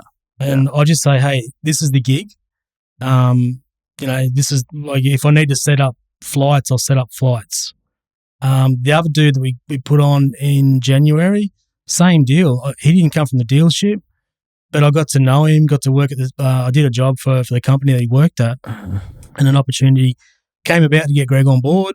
And again, like he's a good dude, user friendly, fucking easy, and the other fella that's coming on, hopefully he's going to be the same. So, I'm not about fucking like that. Sometimes they refer to me as their boss, and I'm not their boss. Like we get to do this together, right? I'll find them work and all the rest of it. That's no drama. But I'm not gonna micromanage them, mate. Yeah. I've been micromanaged before, and it's a waste of time. Yeah, it sucks. If you need to do it, they shouldn't be at the organisation. And if you're doing it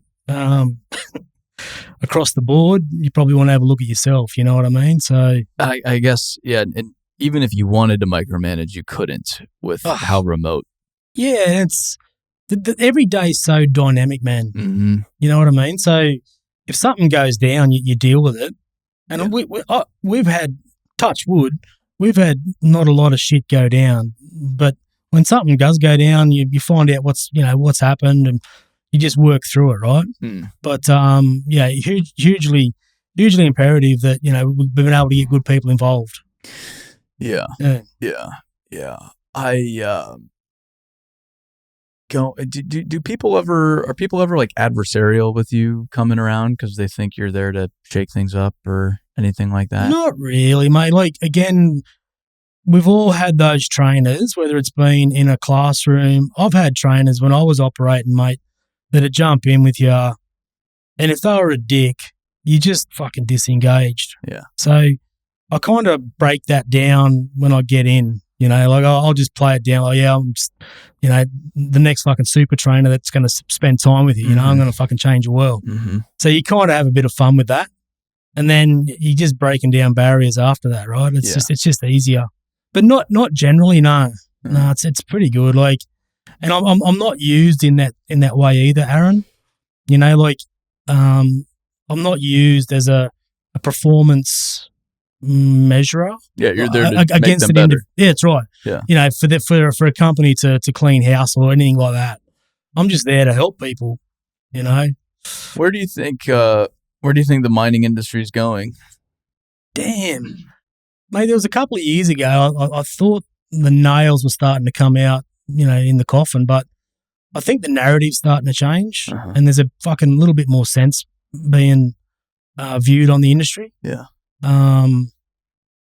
Yeah. I'll say it's a lot more positive on Australia than the States. It is. By a mile.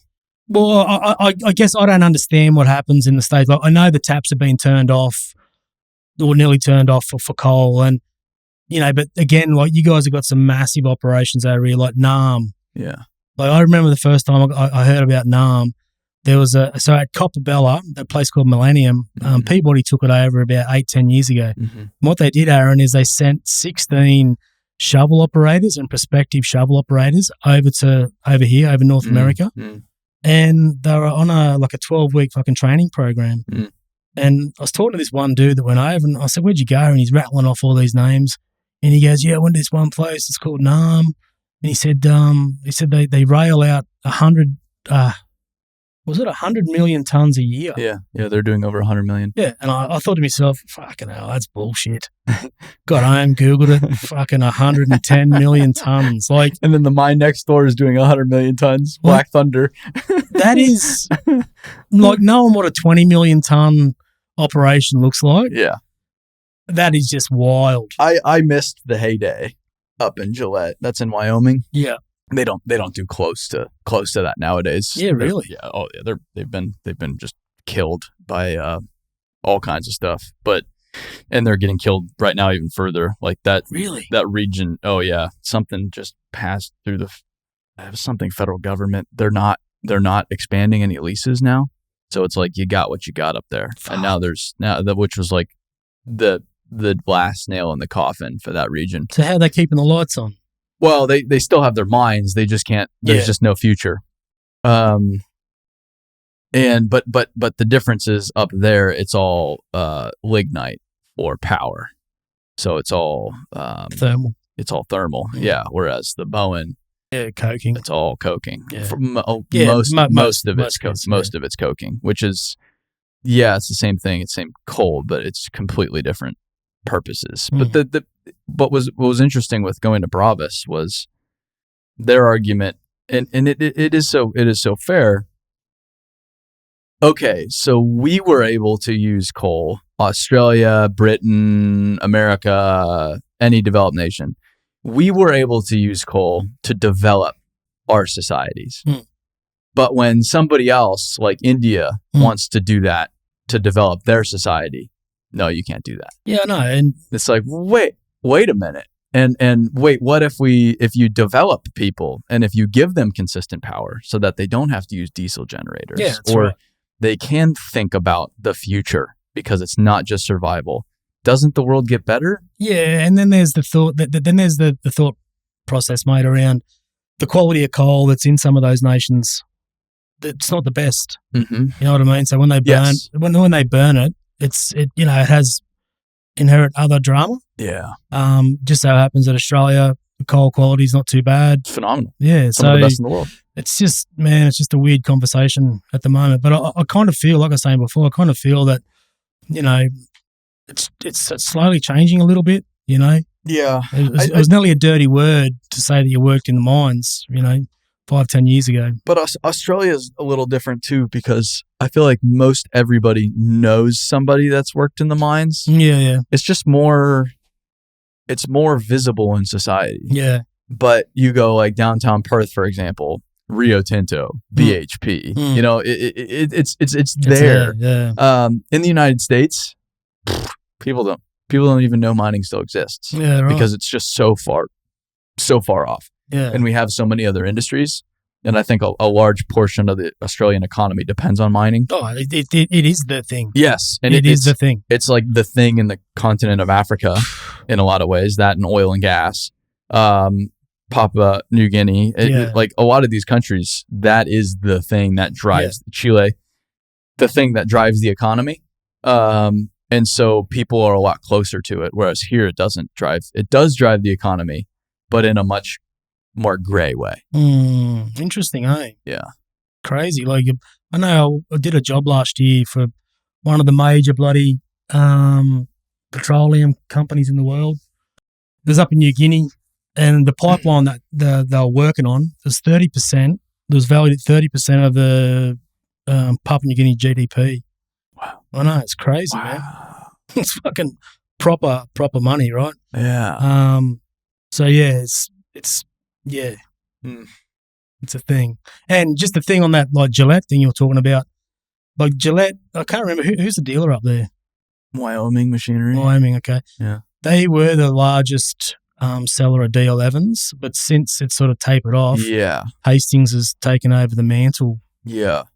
Which is the quantity Westrack was selling too. Yeah. Like we went to Westrack, the Tomago. Yeah. Chock full of shit. Yeah. And then in Perth too, it just 60 over here, 60 over here, D11. I mean, you can throw a rock and hit 25 D11s sitting there, all brand new, all getting, and what's amazing too is how much money goes into these machines. Oh man, brand new D11 rolls off the factory in Peoria, goes all the way around the world to fucking Perth, and then they sit there and put another $500,000 into it, maybe more. Mate, that's crazy, dude.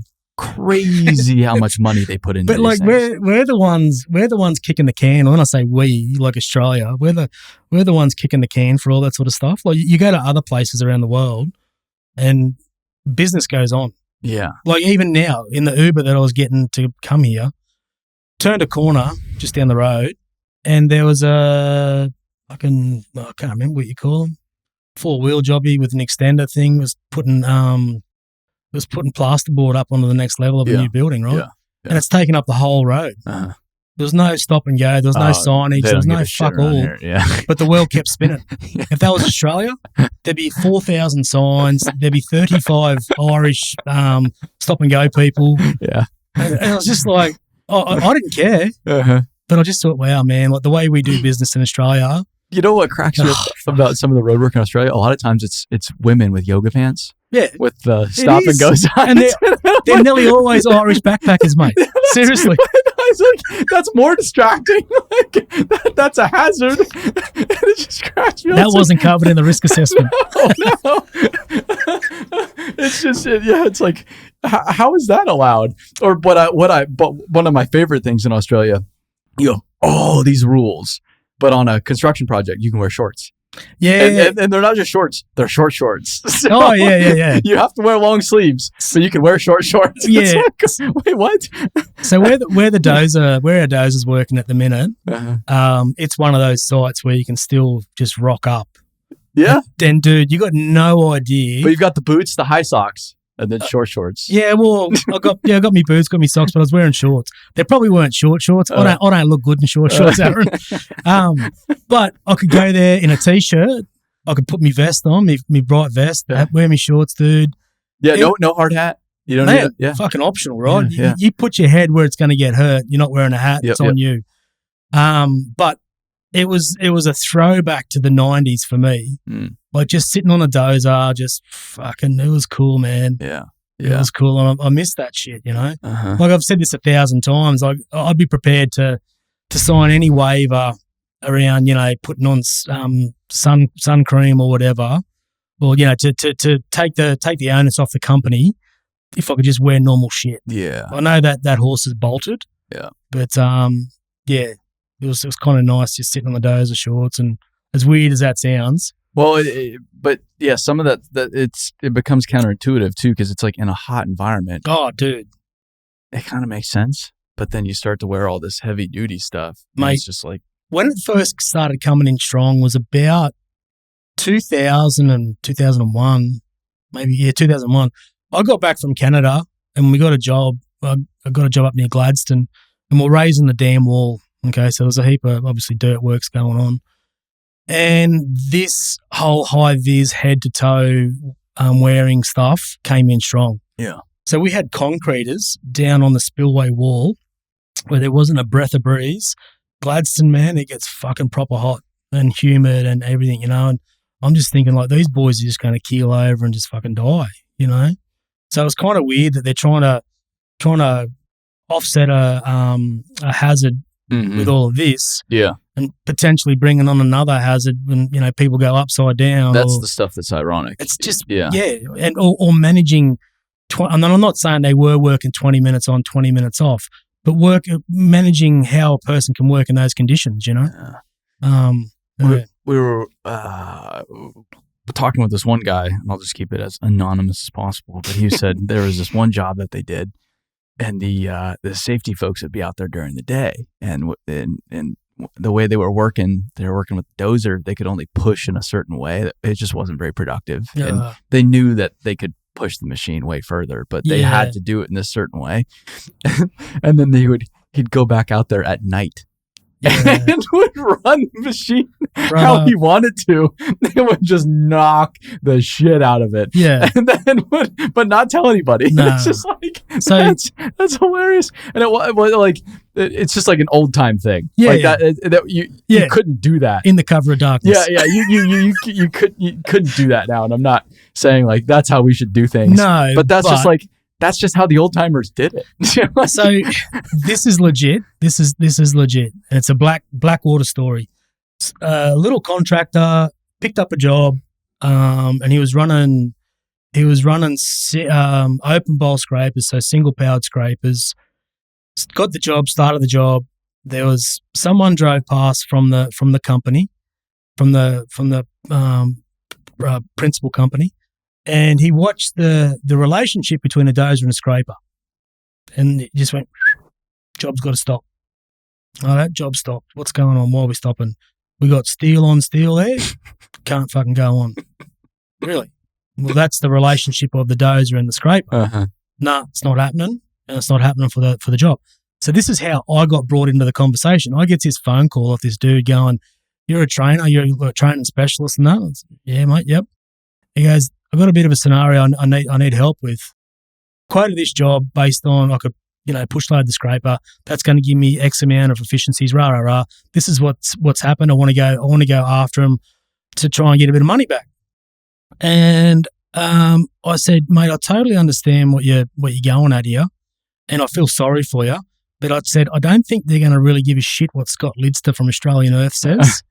I said, you're probably best off going to the dealer. Uh-huh. And he goes, mate, the fucking dealer sells like $500 million worth of kit to this crowd, big mob. Uh-huh. They're not interested in my struggle.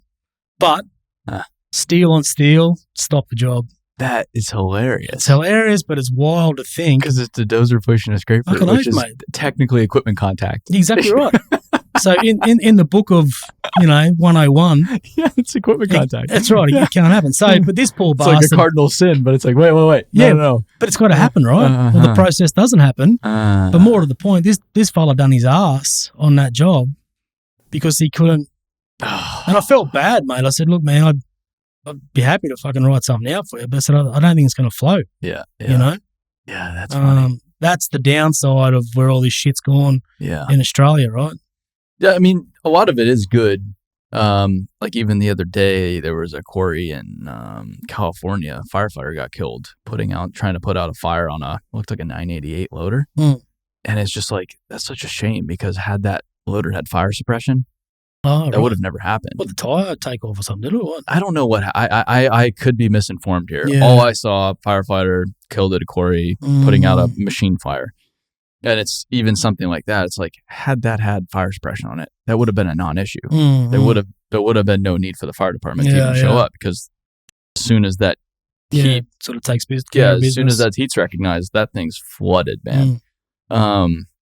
So there is a lot of good stuff out there. It's just what I don't like is the blanket stuff, because all that says is we just don't trust you. Which then ironically creates, in a lot of ways, a less safe environment. I've seen the safest environments are when people are really caring for one another, and are trusted, and there's a real culture there. Yeah. So what it's sort of created is an environment where people won't do nothing until they're told to. Yeah. Or until, they've signed that piece of paper to, make sure that they're fucking good to go. And we're still hurting people. Like, people are still dying in our industry within Australia. So they're creating this environment where people aren't thinking, and they're being encouraged not to think, which, again, because they're not going to do anything until a supervisor comes up and says, okay, Aaron, go and do that. Yeah. So, again, I'm not saying that, we throw everything's safety out the door. No way. No. But there's got to be some middle ground there where we need engagement to come to the fore a little bit, because people will just keep rocking back on their heels until someone tells them what to do. Yeah. Because if they decide to do something and something goes wrong, whatever it is, major, minor, it just turns into a fucking drama. Paperwork, mate. No one wants to do it. Unfortunately, I am in a special category. I don't have to do the inductions and that kind of stuff because I'm just a visitor. I'm just there for the day. I've got my babysitter. Yeah.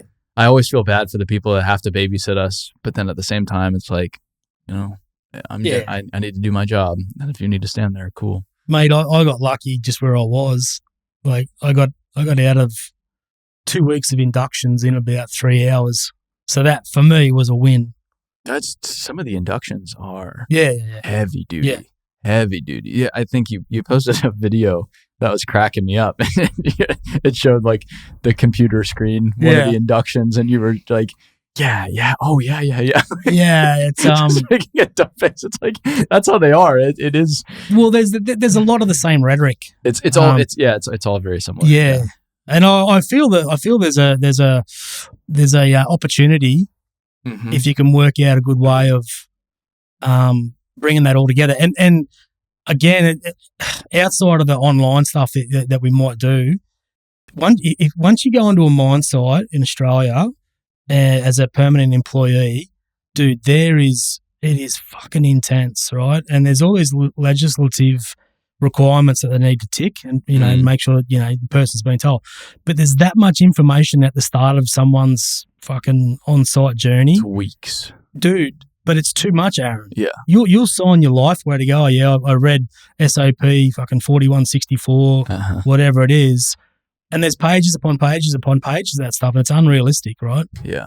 And then that gives the company the right to go, but we trained them, we showed them. And I get it from the company perspective too, because it's like there's litigation there. There's a lot of things. So much there. But if we're all being honest, the amount of information that an individual is meant to take in, and for a person like I'm lucky to an extent that I've been to a lot of inductions, right? And you know what the takeaways are. A lot of the local content I need to tap right into. Yep. There's a lot of stuff there that's just across the industry, right? But for a new to industry person, dude, you watch them. And mate, like they're fucking shuddering in their boots trying to remember everything, and they don't want to be that person that gets the question wrong. And but it's just too much up front. Yeah. And I don't know how to change it. Yeah. But I think if you could think of a way, I think there's an opportunity there. Well, maybe that's something we tackle in the future. Maybe. We've got our plate full now. Yeah, for now. I'm glad you were able to come out here.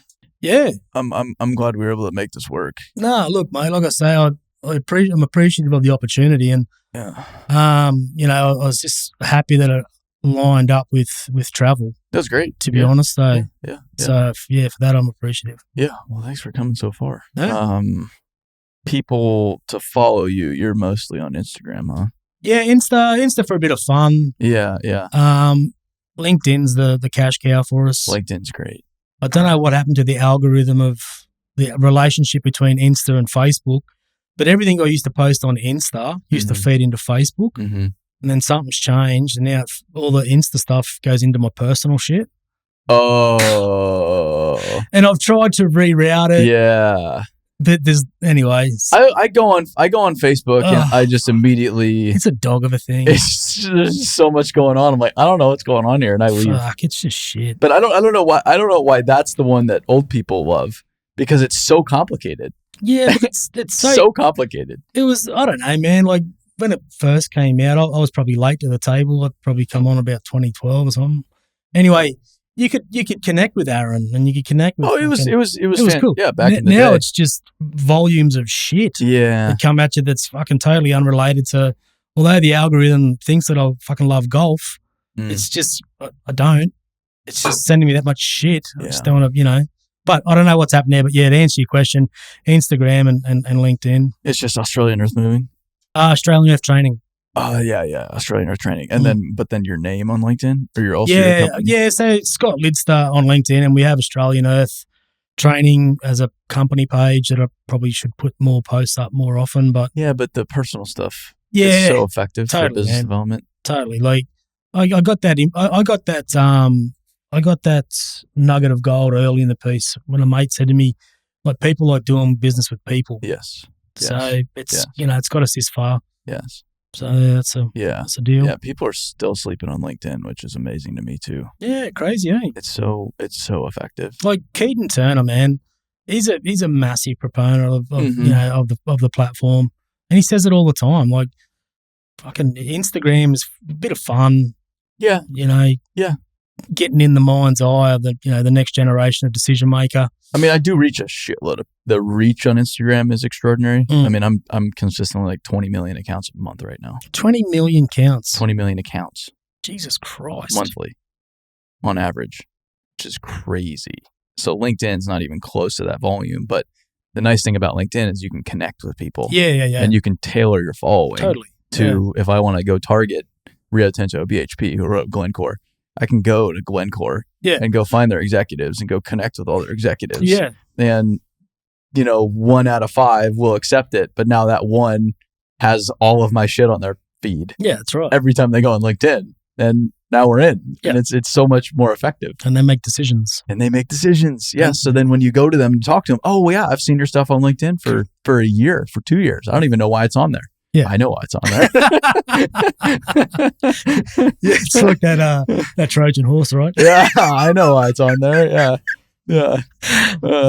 Cool, man. Well, cool. Well, thanks for stopping by. No, and I guess we'll, if nothing else, see you in Vegas. Yeah.